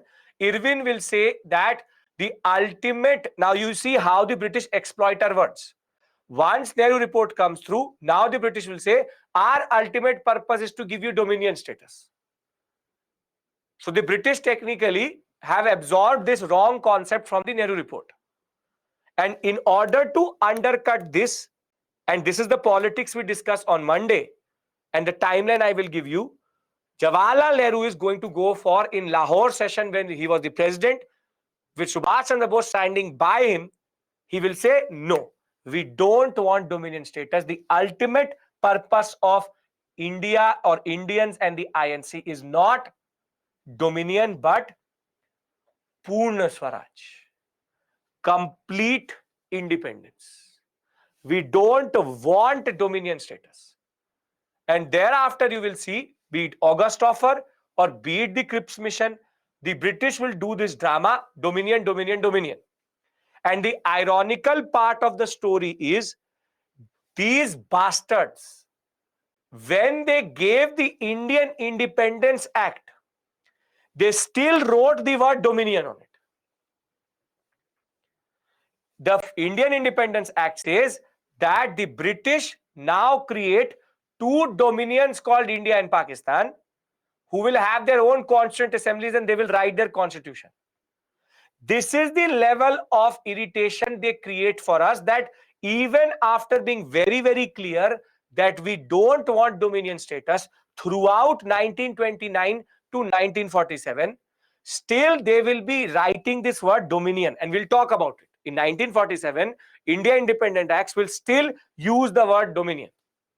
Swaraj and dominion are not same. Purna Swaraj and dominion are not same. Dominion means you want to be under the British somehow. Can we all now agree to this word? I will discuss this politics with you of how the British now misuse this term throughout our history hereon. Saifuddin, because basically it said it has its own constituent assembly. So we will, first thing we will do is we'll remove the concept of dominion. We will say we want to be a Republic of India. Okay. So very simply, don't have to go so forward in the story. But I'm telling you one thing very simply, as of right now, can we agree what is dominion? If it is clear, then I tell you the recommendations of the what we call as Nehru report, and thereafter Jinnah. Great. Okay. We understand that dominion status means partial independence. Harshita, yes, perfect. Okay. We are not a dominion today. We are a sovereign country. We are a Republic of India. Our passport says Republic of India, which makes us basically a sovereign nation, not a dominion. We are not. There should be no doubt. Now, what are the next other interesting aspects? It rejected separate electorates. Rejected separate electorates. Then further, it demanded joint electorate with reservation of seats for Muslims at the center and in provinces where they are in minority in proportion to their population. Linguistic provinces, which is language based provinces. I will come to this when I will discuss with post-independence with you. But what is even more important is 19 fundamental rights. This is the basic concept that the origin of the fundamental rights is actually based in the concept of Nehru report. It will also ask for responsible government at center and province. Now, I will just give you a summary here because I need to discuss Jinnah with you. Please listen to me. What does the Nehru report say? Nehru report says, and this is what you remember for the exam: fundamental rights, dominion status, it rejects separate electorates, joint electorate, and thereafter, last but not the least, the concept of linguistic states. Can we remember this slide itself?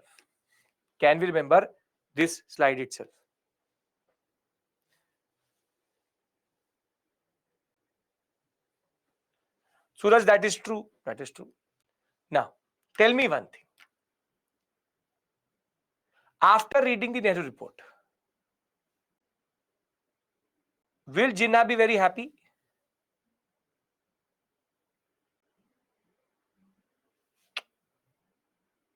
तो मिर्ची लग जाएगा. He will literally see this and he will start to do drama. That how can you take separate electorates away from the Muslims? Now see, I'll tell you one thing. Nobody asked Jinnah. Nobody cared. Nobody ever did anything. But Jinnah will create his own 14 points. He will say, I reject the Nehru report and I will issue my own 14 points. Now, no one cared. No one, it really didn't matter. And Jinnah was just doing favor to himself. But the basic point is that this is a self-proclaimed concept.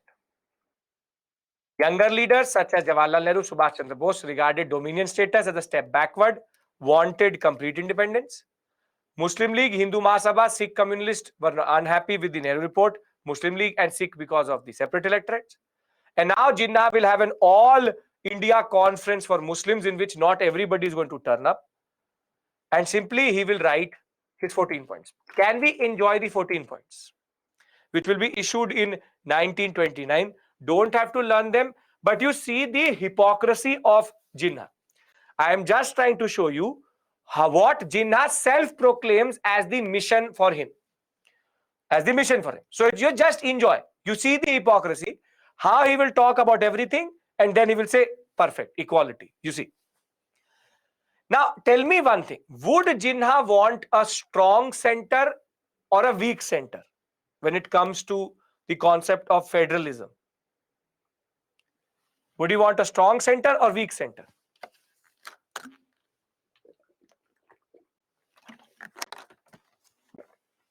He would walk a weak center because numerically, population data wise, any day India, the Hindu population would be more than the Muslim population at this point of time. So provincial power should be more so that in provinces where Muslim League has capture or control, he can control it. Center should be weak because majoritarian politics will never suit Muslim League. So you say federal constitution with residual powers with provinces. You see that residual power where? Provinces. Provincial autonomy. Province can do what it wants to do. No constitutional amendment by the center without concurrence of the states constituting the Indian Federation. All legislature and elected bodies to have adequate representation of Muslims in every province without reducing the majority of Muslims in the province to a minority. Basically, even if there are a minority or a majority, they will get seats.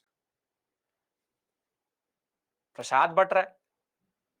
And basic point is that Jinnah had the audacity of writing these things. Adequate representation of Muslims in service and self-governing bodies. So be it a majority state or a minority state, state should have Muslim seats for sure. Further, 1/3 of Muslims should be represented in central legislature. In any cabinet or center in the province, 1/3 to Muslims. Separate electorates. No bill and resolution if 3/4 of the minority communities consider it against their interest. Any territorial redistribution of Muslim majority areas, Punjab, Bengal, Northwestern province cannot be done. Separation of Sindh from Bombay so that there can be another province. Northwestern frontier province, Baluchistan should be created. And now you see the hypocrisy. This is called hypocrisy at the highest level. You see. Full religious freedom to all communities. And this is religious freedom to everybody. Protection of Muslim rights in religion, culture, education, and language. After saying all of this, he says full religious freedom to all communities. It's a self-contradictory, self-congratulating, problematic concept itself. It's a joke. That is the basic point. He wants India to be such a country in which states dictate everything. This is called the American model. American model. So very simply, you can't talk about religious freedom, cultural identity while saying that everywhere there should be reserved seats and only Muslim agenda. American model in India and America are different type of republics, you know, right? India is a holding together federation. They are a coming together federation. In India, the center holds the states and only one constitution is there. In America, there are two constitutions. Every state has a constitution and the center has a constitution. So it's coming together federation. The states, that's why it's called United States of America. We are called Republic of India. We're not called United States of India. We're called Republic of India that way. So you're getting my point, right? See, it doesn't really matter what Jinnah said. Nobody was listening. And he can do what he wants to do, but you see his vision, how delusional he is. How delusional he is. So now what we are going to do is we are going to stop here with regards to INC politics. And now I want to go to revolutionary activities again. I'll talk about Deepavali Declaration and Purna Swaraj on Monday. I want to now shift to the second phase of revolutionary activities and talk about Bhagat Singh, Lahore conspiracy case, HRA, HSRA. Yes? Are we all on the same page? Any issues? No issues? Great.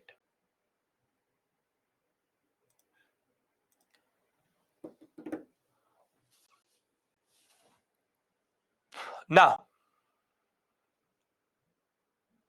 the 1920s period is a very interesting phase all across the world and also in India. Because there's one ideology which will technically come to India. Nehru report was unanimously supported by the Congress in the session. One ideology which will come to India from Russia, and that will become a very important concept, which is called socialism.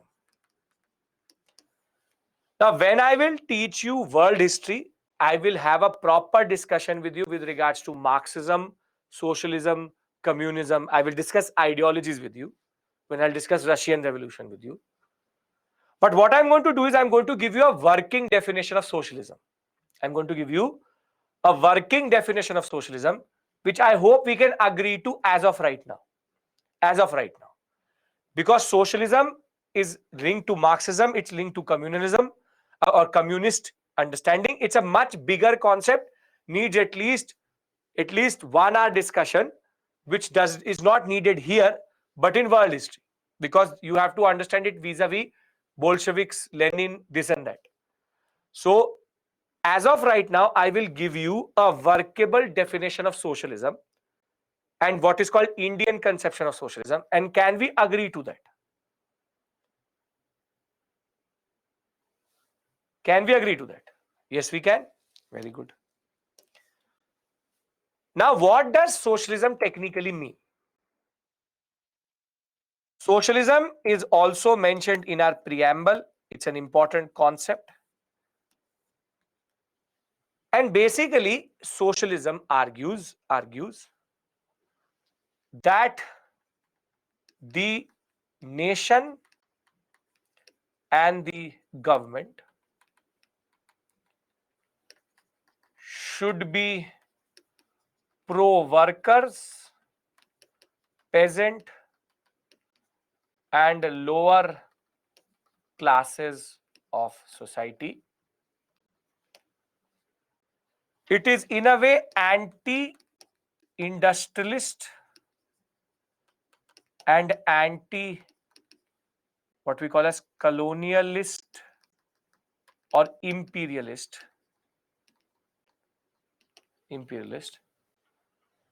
It's about equality amongst all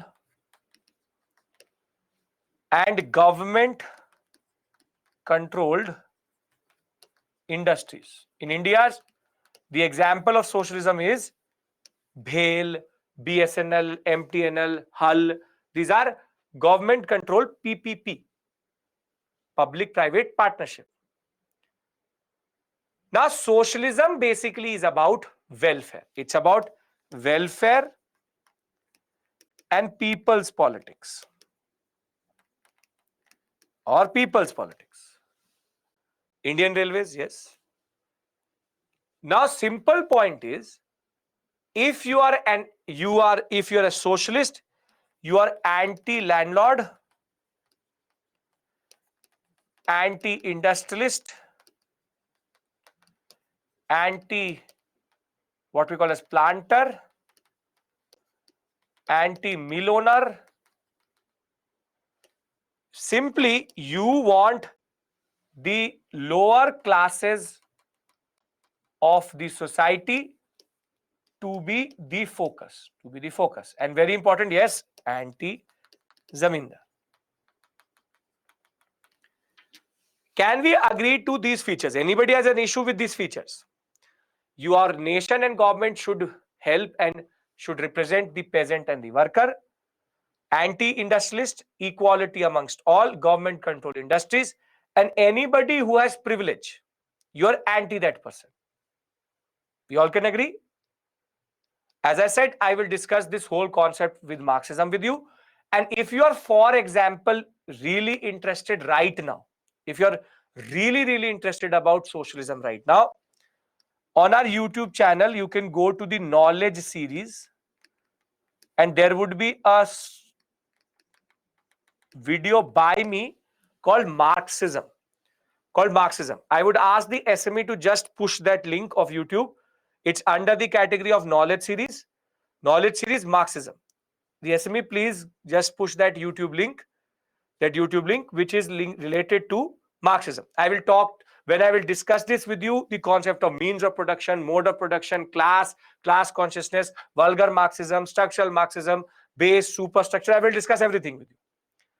But if you are really curious, you can take out half an hour and discuss that with me on YouTube.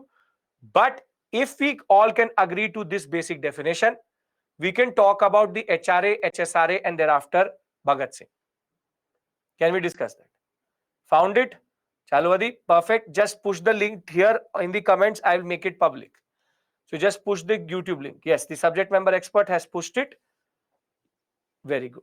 Chalwadi, you can also do it. The exact link. Very good. Perfect. So you can go to it and you can understand it if you are really interested in it. Because what Bhagat Singh embodied was socialism. That is why it's important. But when I will say Bhagat Singh, all this will come to your mind with regards to his orientation about the people. Yes or no? Can we all agree to this? Very good. Okay. So now the first wave of revolutionary activity is going to come out of the frustration of the NCM. So the revolutionaries, as it is, faced a lot of repression during the First World War. In 1920s, they were not very happy with the Montfort reforms. Under the persuasion of Gandhi and C.R. Das, they also become a part of the non-cooperation movement. But the sudden withdrawal is going to lead to disillusionment. And with the rise of certain important journals such as Atma Shakti, Sarthi, Bijoli, and books such as Bandi Jeevan by Sachin Sanyal, Panther Dabi by S. Chatterjee, books which were banned, now the whole revolutionary ideology was again rising.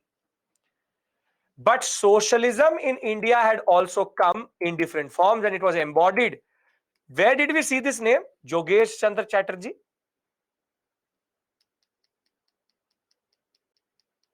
In the previous question. So if we had done this concept, we would have done this question or this concept, you would have known that he is technically HRA member. But Jogendra Chatterjee, Surya Sen, Bhagat Singh, Sukhdev, Chandrasekhar Azad, Shiv Verma, Bhagwati Charan Vora, Jaydev Kapoor, and Jatin Das all embody this new ideology. However, before we go to the HRA, revolutionary activity in India had also taken different forms. In the form of what we call as trade unionism, and basically the All India Trade Union Congress had been created and socialism was entering into India.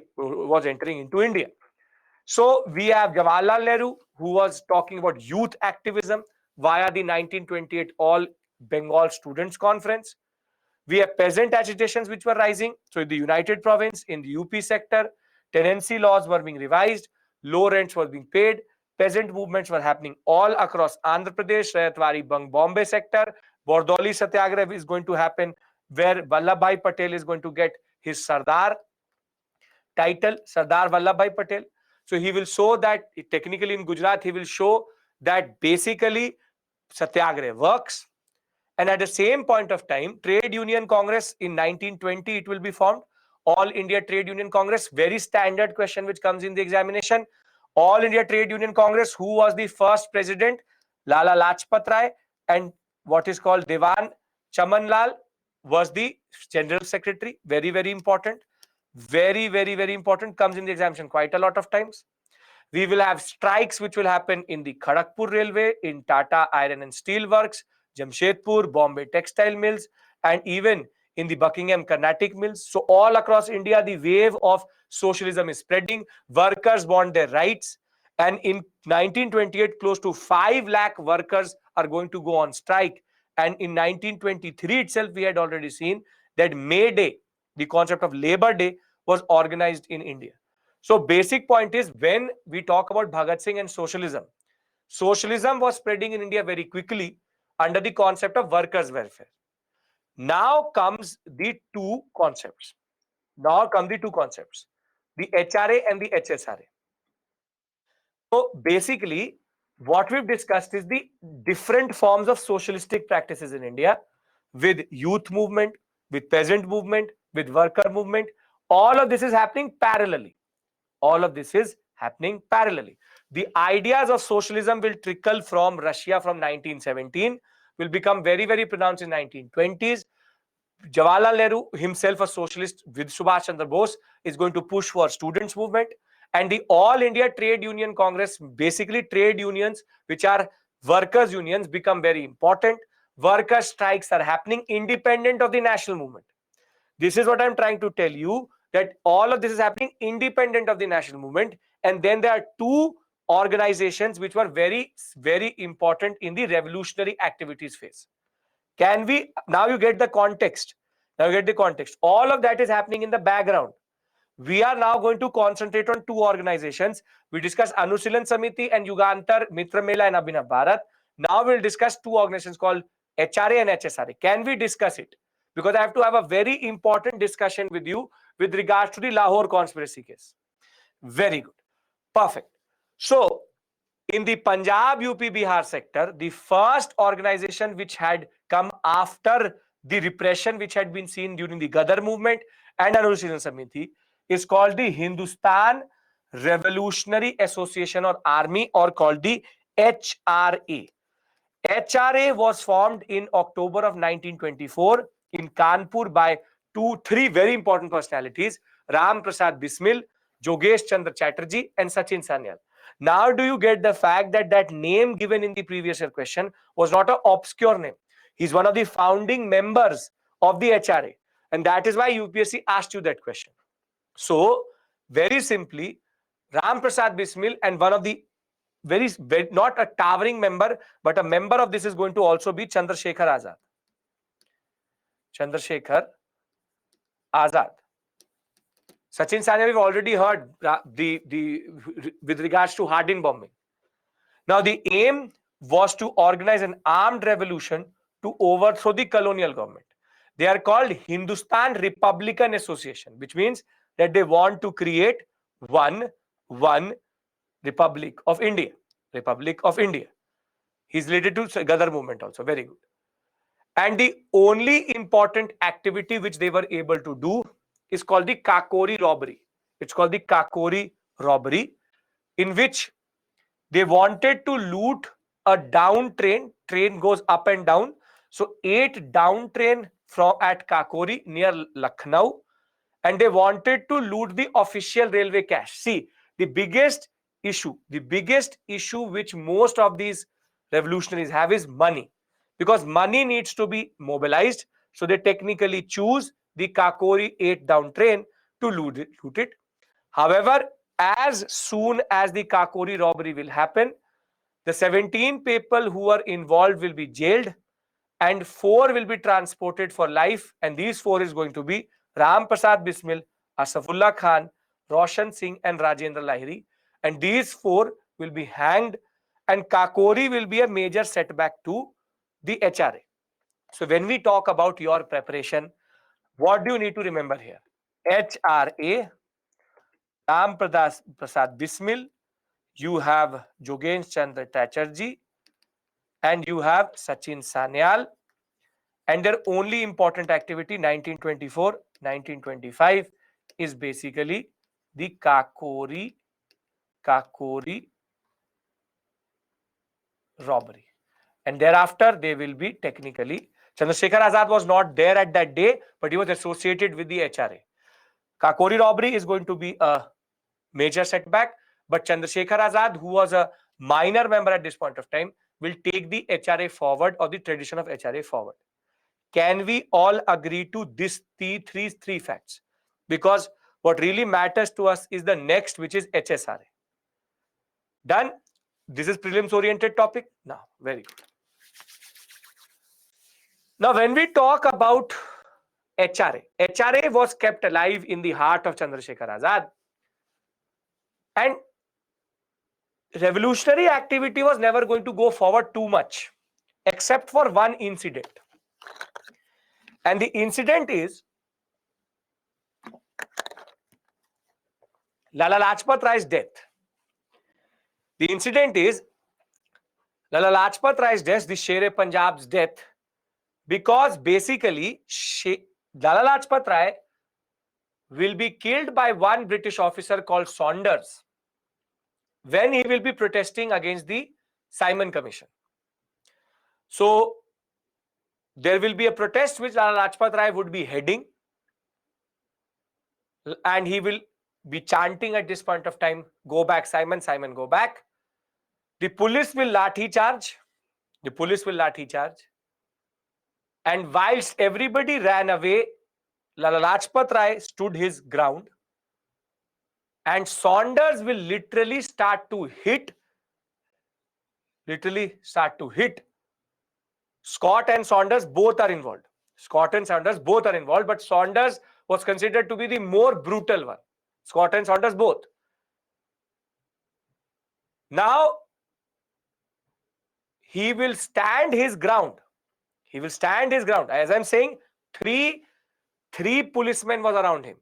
Scott, Saunders, and one more. But it was Saunders who actually did not listen to even Scott, and Scott, they were given orders not to repeatedly hit Lala Lajpat Rai from their what we call as superior. Basic point is, he will stand his ground. He will keep on saying, "Go back, Simon, Simon, go back." And these two will keep on hitting Lala Lajpat Rai on his head till his last breath. He will be martyred chanting, "Simon, go back, Simon." This was the commitment of Lala Lajpat Rai to his cause. And this incident is seen as the genesis of how Ajit Singh's nephew, along with Chandrasekhar Azad, Bhagat Singh, Chandrasekhar Azad, and 3-4 other important members of the HSRA will meet in Firoz Shah Kotla. And they will say that we will now again constitute HRA, but now as HSRA, Hindustan Socialist Republican Army or Association. And now the HSRA's main target was avenge the death of Sher-e-Punjab. Simple point. So, very simply, the Kakori setback will lead to the inspiration of socialist ideas coming in, and the Hindustan Republican Association will reconvene with Azad embodying it in September of 1928. And under the leadership of Chandrasekhar Azad, the HRA will be renamed as Hindustan Socialist Republican Association. And the people who met that day, Bhagat Singh, Sukhdev, Bhagwati Charan Vora from Punjab, Bijoy Kumar Sinha, Shiv Verma, and Jaydev Kapoor from United Province. The HSRA will now work under the goal of socialism and overthrowing the British. But their most important concept was avenge the death of Sher-e-Punjab. Bhagat Singh will be influenced by the ideas of Marx and Lenin. He will embody the ideas of socialism. They wanted to abolish the zamindari system. The two most important war cry, Inqilab Zindabad, Rang De Basanti. Long live the revolution. And their target is not going to be only the British, but all Indian capitalists, zamindars, kings, and communal forces. And one thing which Bhagat Singh talks about quite a lot is communalism. But somehow today we forget what he said about communalism, which I'm going to refresh your memory with. Basic point is, these men with the communist ideology and the socialist impulse and the fire to avenge Sher-e Punjab's death will now do two major events which I want to discuss with you.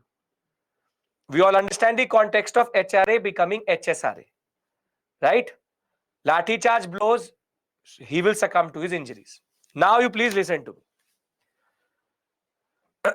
Kakori robbery, 1925, HRA after that will cease to exist or will be very, very, very thinly spread because of the crackdown.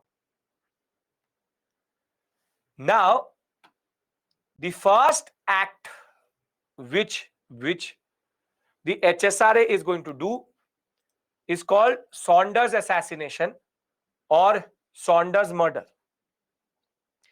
In order to avenge Saunders, or rather in order to avenge Sher-e Punjab, now in Lahore, Bhagat Singh, Rajguru and Chandrasekhar Azad will plan a conspiracy to kill the two officers who were available at that day or were there who killed Lala Lajpat Rai, Saunders and Scott, but Scott was not there that day. Their main target was actually Scott, but their contemplation was that Saunders is good enough.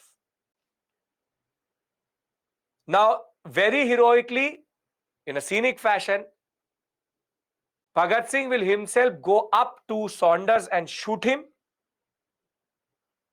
And the beauty of the Lahore incident, Saunders murder, is that neither of them is going to get caught. Neither of them is going to get caught. But I want to read out one pamphlet which was then circulated by them, just the starting point of it. And I want you to just listen to what they wanted to say. Can I read out this basic notice which they actually put on the walls along Lahore? And what they said was, notice. Listen to me. Notice. It's a very good book. If you get time, Trial of Bhagat Singh, A.G. Nurani. I'll give you the reference of it also. Very good book. Talks about Bhagat Singh quite a lot, and I'll give you important excerpts out of it. It said, notice.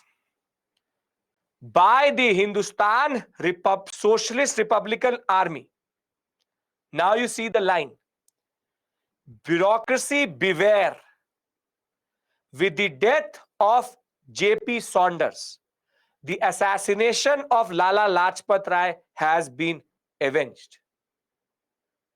And it is a matter of great regret that a respected leader of 30 crore of the people was attacked by an ordinary police officer like Saunders and met with his death with his mean hands.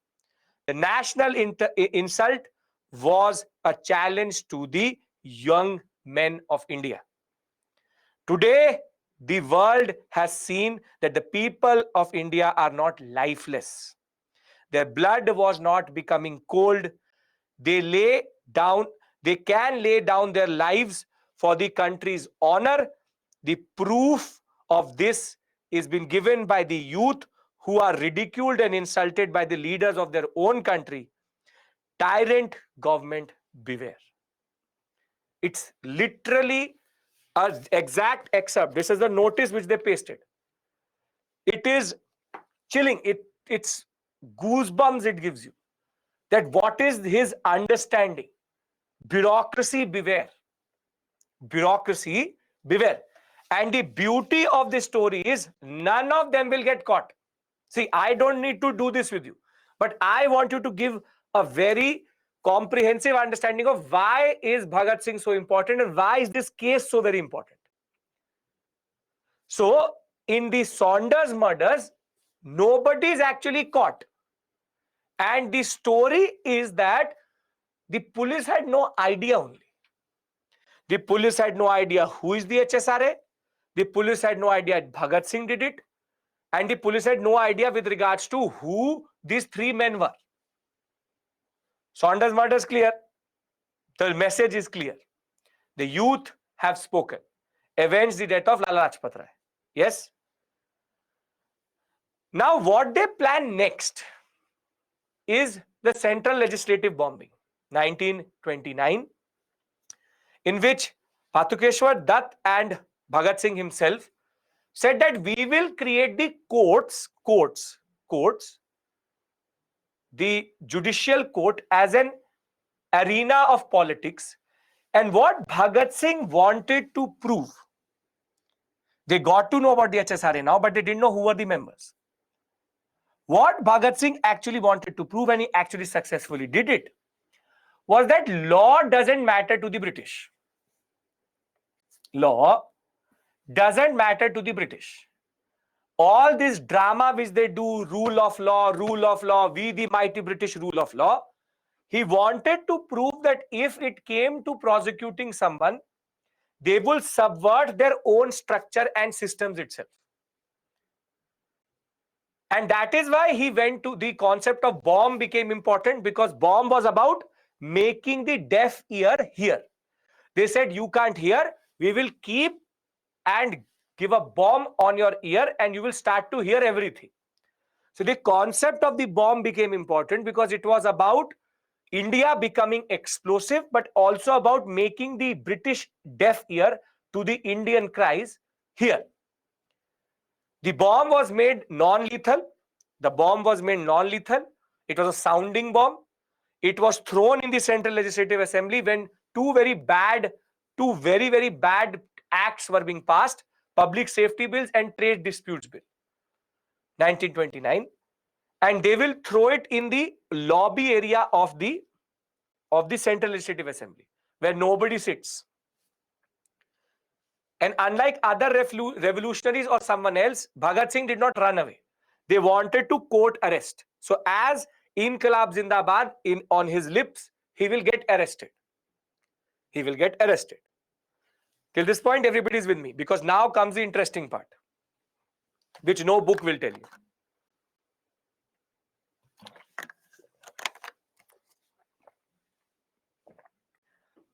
The interesting part of the story is,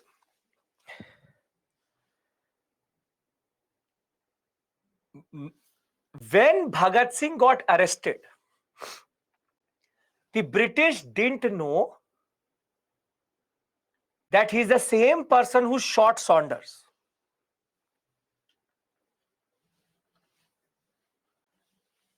They didn't know only. They knew somebody shot Saunders, but when Bhagat Singh and Dutt were arrested, later the HSRA members will be arrested, they had no idea that Bhagat Singh was the person who was actually the one who shot Saunders. And that is why the initial sentencing is going to happen in front of a magistrate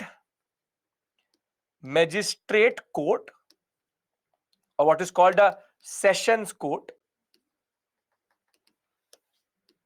And whenever they were going there, they were just going to say, Inqilab Zindabad, do you want to defend yourself? Inqilab Zindabad, taken away. Do you want to defend yourself? Inqilab Zindabad, gone back. They created the arena of the court as a type of a moment of resistance.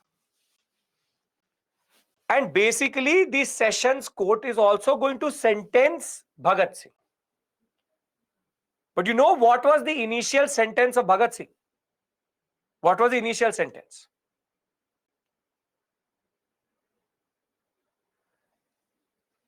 Any guess? It was not hanging.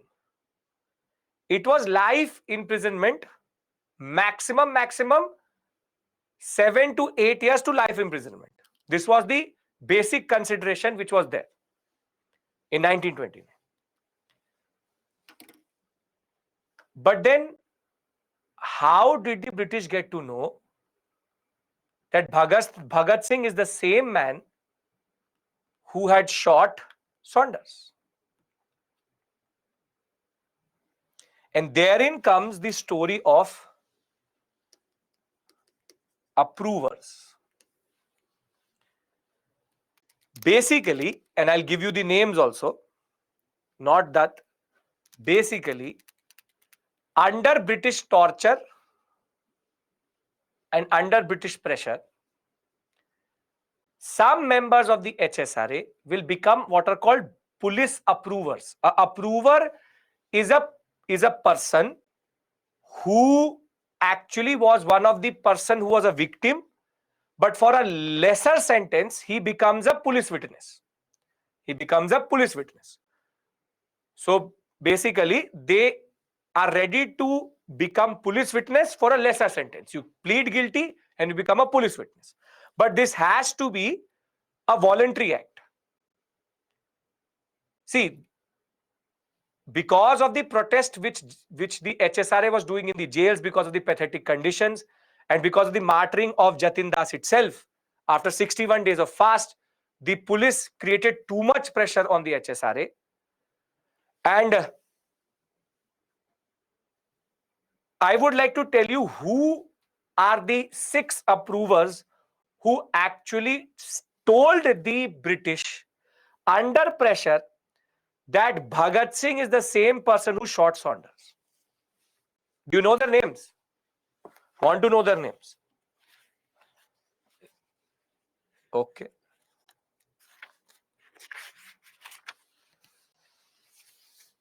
The first approver is Jay Gopal,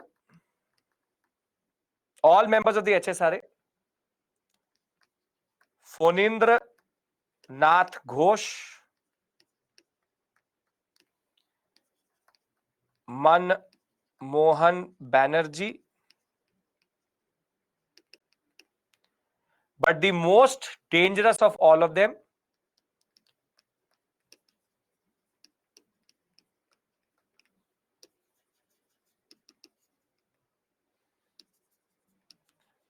Lalit Kumar Mukherjee. There were one more, I will tell you how it was removed. Hans Raj Vora was the one who, under pressure, technically, who sold off Bhagat Singh. Jay Gopal and Hans Raj Vora. And what is even more dangerous is, now as soon as I will tell you, there is 2 approvers who were removed. I'll tell you that also. As soon as, listen to me, as soon as the British got to know, now please pay attention, this is the discussion I want to have with you. Now you see how the British subvert their own legal law. As soon as the British got to know that the Sessions Court is prosecuting a person called Bhagat Singh, who is the same person who shot Saunders, now Irwin will become extremely active. The Viceroy will get to know that there's one person who represents revolutionary activities in India, and now Bhagat Singh was going to be made an example by the British.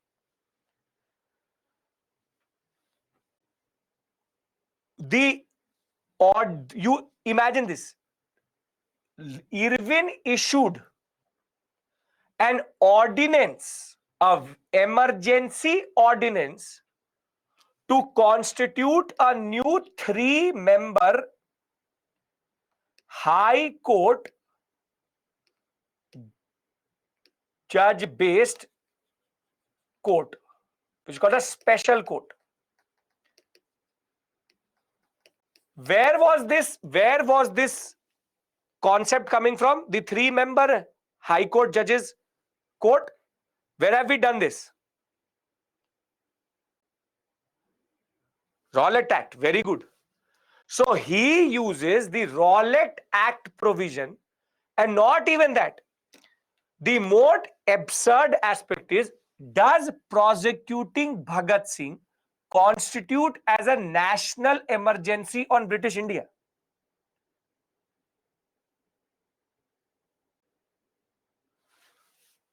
No, it doesn't. It doesn't. But Irwin will use the National Emergency Clause, 21B it is called, to actually create a special court for Bhagat Singh now.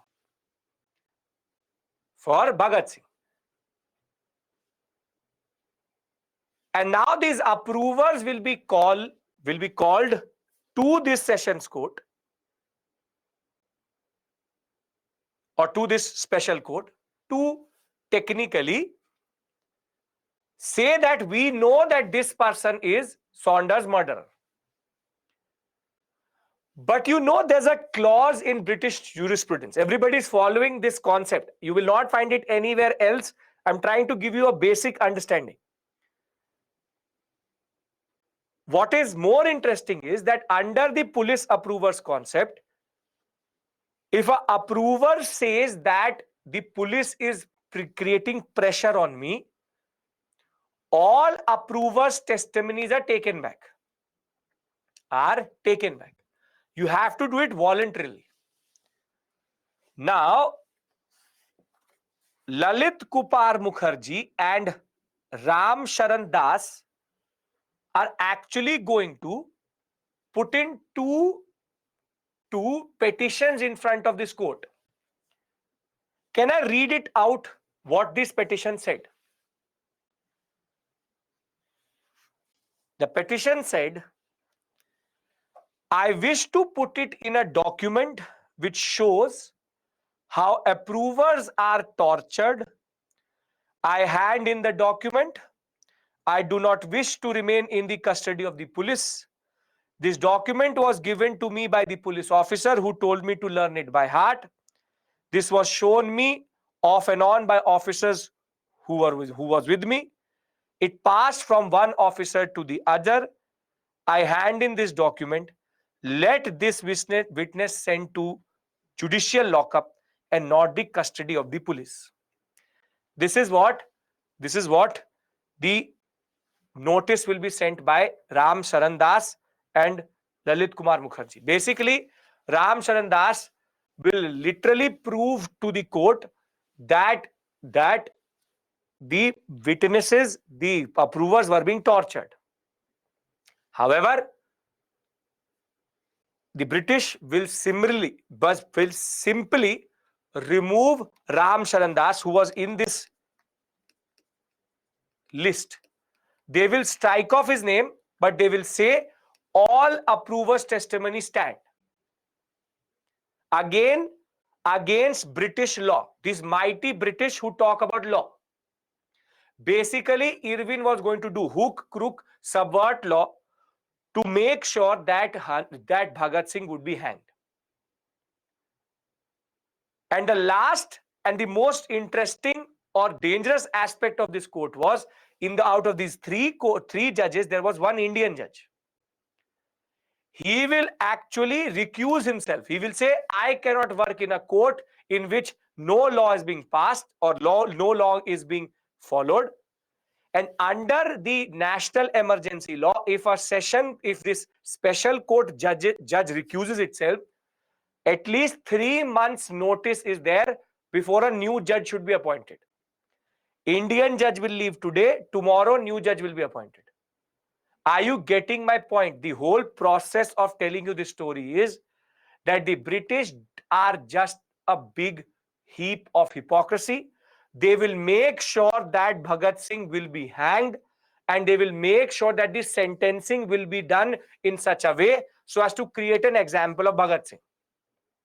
Bhagat Singh set out to prove only one thing, which is that the British were hypocrites and law meant nothing to him or to them. And basically, they technically, or he himself had actually proven that is true.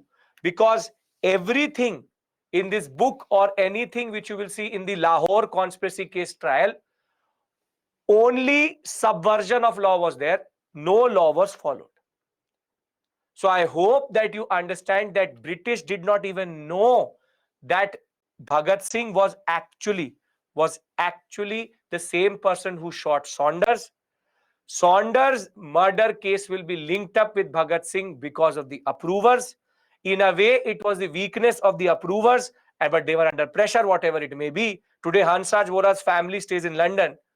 The basic point of that fact is all of these men will be left alone, but Bhagat Singh, Sukhdev, and Rajguru will thereafter pay the price for the approvers. The main point is we'll talk about Gandhi's role in the Gandhi Irwin Pact on Monday, and we'll talk about why Irwin was not ready or what is Gandhi's can or could Gandhi have saved Bhagat Singh. We'll discuss that point. Simple point of the matter is Chandrasekhar Azad is going to try to do something daring. He will also martyr himself. If you understand this discussion, I would like to go into the details, which are standard details you find in books. This is a unique discussion I have with all my students because you need to know the larger picture of Lahore conspiracy case, right? If you need the name of the book, it is called The Trial of Bhagat Singh by a person called A.G. Noorani. Very, very beautifully written book. Has a lot of details about all of this. Now, what I want to do is just complete the story of the HSRA, and then that is enough for today. Can we do that? Okay, perfect, great. So the first activity which was done by the HSRA was when they will try to avenge the death of Sher-e-Punjab via individual assassination. Bhagat Singh, Chandrasekhar Azad, Rajguru will shoot Saunders, a police officer who was responsible for the Lathi charge in Lahore. The next is going to be the central legislative bombing, in which people knew about the changing objectives of the HSRA, but the revolution by masses was something important, which I will discuss with you. Bhagat Singh and Patukeshwar Dutt are going to throw a bomb in the Central Legislative Assembly on 8th April 1929 against the passage of the Public Safety Bill and Trade Disputes Bill. This was going to curtail the civil rights of the people and the workers specifically. That is why this date. Thereafter, the bomb was deliberately thrown in a harmless area to only make the deaf ear hear. The objective was to get arrested and use the court as a forum to propagate the aspect and ideology of the HSRA.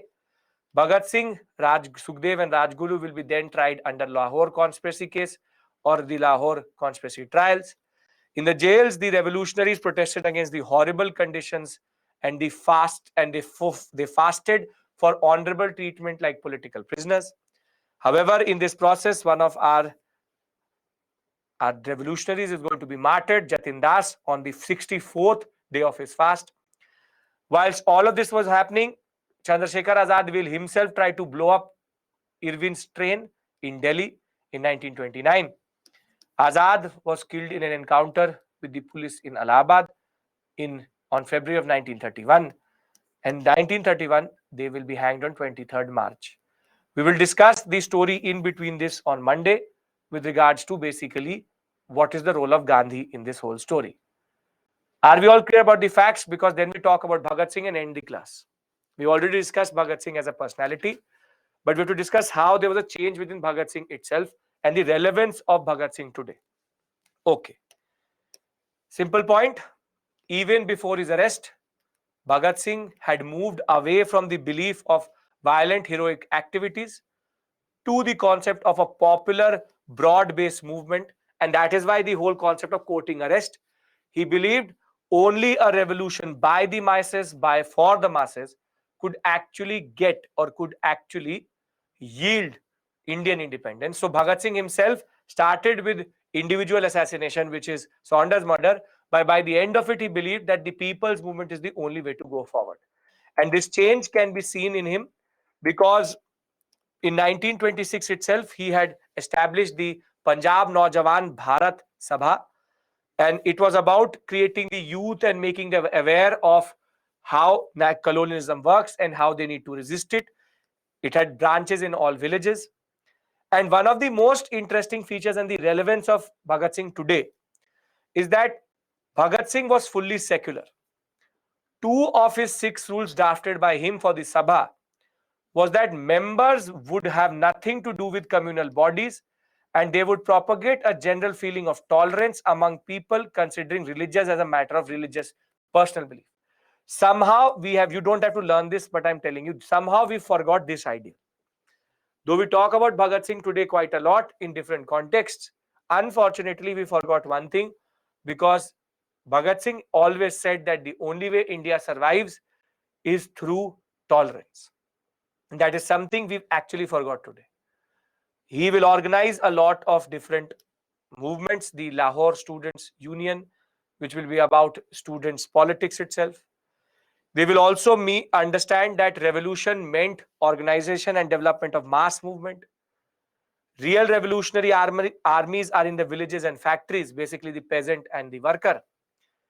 The simple point of the matter is, he remains relevant today. We'll talk about Chittagong later. He remains relevant till today. He is a living example of these ideals. And basically, when we meet on Monday again, we'll talk about basically Surya Sen, Bengal, which is how Bengal will go into a certain different direction itself. And we'll talk about the Chittagong Surya Sen and the Chittagong army raid. Small discussion, 10-15 minutes. But now our story is going to go very quickly into what we call as Lahore conspiracy cases, death of Saunders plus legislative bombing together. Initially, that was not part of it. So what we will discuss on Monday, is basically, we'll start with Irwin's declaration. We'll talk about Gandhi-Irwin Pact, CDM, Salt Satyagraha, and then we'll talk about Government of India Act 1935. Government of India 1935.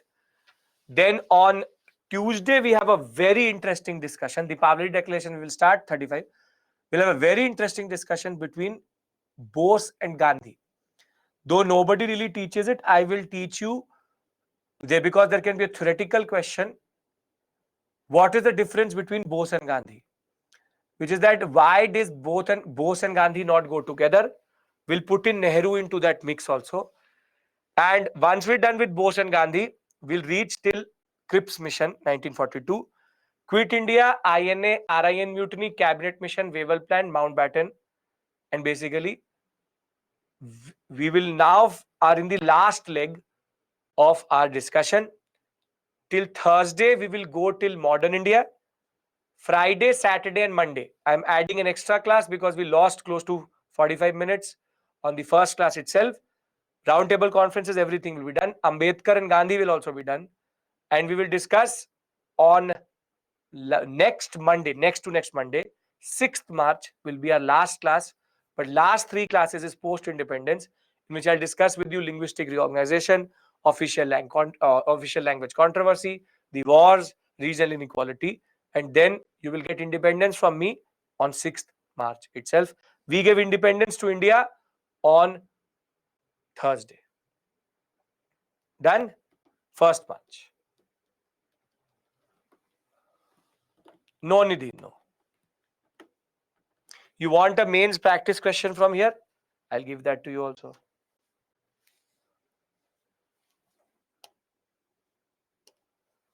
Holi would be a holiday.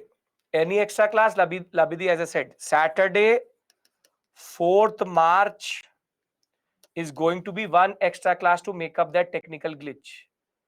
4th March, Saturday, I will tell you the time by next week. Saturday, 4th March, I will take an extra class just to make up that 45 minutes. We'll have a 3-hour class, but we'll make up that. Okay. Yes, Hussain, you can go. Anush Sen, you can go. Very simply, if you don't have a question, thank you so much. I will see you on Monday again. Please take care. Have a very, very comrade they used to call it because of the socialist influence. Very simply, you wanted a question on the HSRA. See, the HRA and HSRA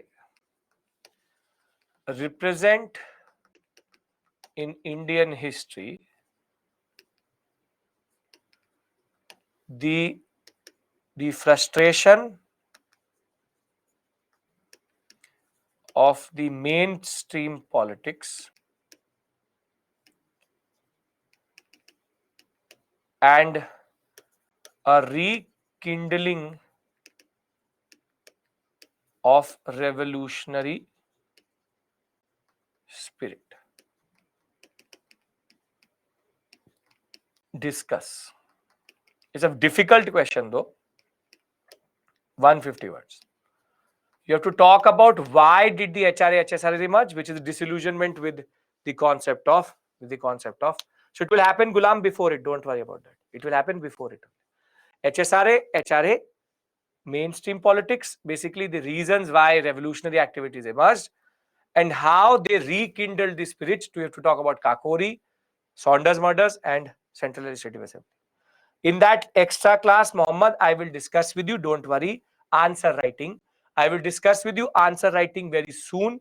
Proper discussion with regards to these words, what is explained, critically examined, this and that. I will discuss it with you. Don't worry about that. That is my responsibility. I will not leave you without basically making every aspect clear and perfect. Right? Thank you. Thank you so much. I will see you on Monday again. I hope that you at least got something new to hear, because every standard book talks about Lahore conspiracy case. Ambedkar will come. Ambedkar next week itself, third class, I think. Simple point. Dr. Ambedkar will be covered. And as I said, unique perspective so that you have a better understanding of what it meant to have law in colonial India, which was just a joke. I will tell you that time, Chaitra, there will be an email also which will come to you. Which will also come to you. Don't worry. In a way, Pranay, in a way. See, Sachin, as I said, all my PPTs are basically notes for you. I've already made notes for you, so I'd never ask you to make notes in that sense. That is the basic point. If you don't have a question, please feel free to go have dinner. It's been a long day. Please have a good dinner, and I will see you on Monday. Pressy, local government, viceroys, press act, communalism, Parth, everything will be done. Miscellaneous topic is for that only. I will do press acts with you. I will do viceroys with you. I will do governor generals with you. I will do congress session with you. I will do communalism with you. Why not? Don't worry. I will even do paramountcy with you. Don't worry about that. Nothing is going to be left. I'll tell you what to do with Bipin Chandra and NCERT. See, learn the PPTs, revise through the books. That is the basic point. The sessions court was shifted. Sessions court is a much smaller court. As soon as they got to know about Bhagat Singh connection to Saunders murder, they will dissolve that court and find a special court under Rowlatt Act. Suzerainty is nothing but the concept of overlordship. Dominion status is based on suzerainty. The important topics from this modern India. Rishandandur, whatever I do in class is important. I never do anything which is unnecessary. So these are all important topics. Rekindle means reignite. Devansh. No, Harshita, that is expected. A full-fledged question on Bhagat Singh can be expected only in optional, not in GS. Aishwarya, how to start preparation for any subject? Start with the PPTs, create your base, and then go to any book. Yes, Pranay. Yes. Okay. Thank you. I'll see you on Monday. Take care. The SMEs are there for the next 1 hour, half an hour. If you want to understand Marxism and socialism and communism, do watch the video. Thank you. Take care. Bye-bye. We'll talk about his hanging, the concept of Gandhi. In fact, don't worry about that. Okay. No Labdi.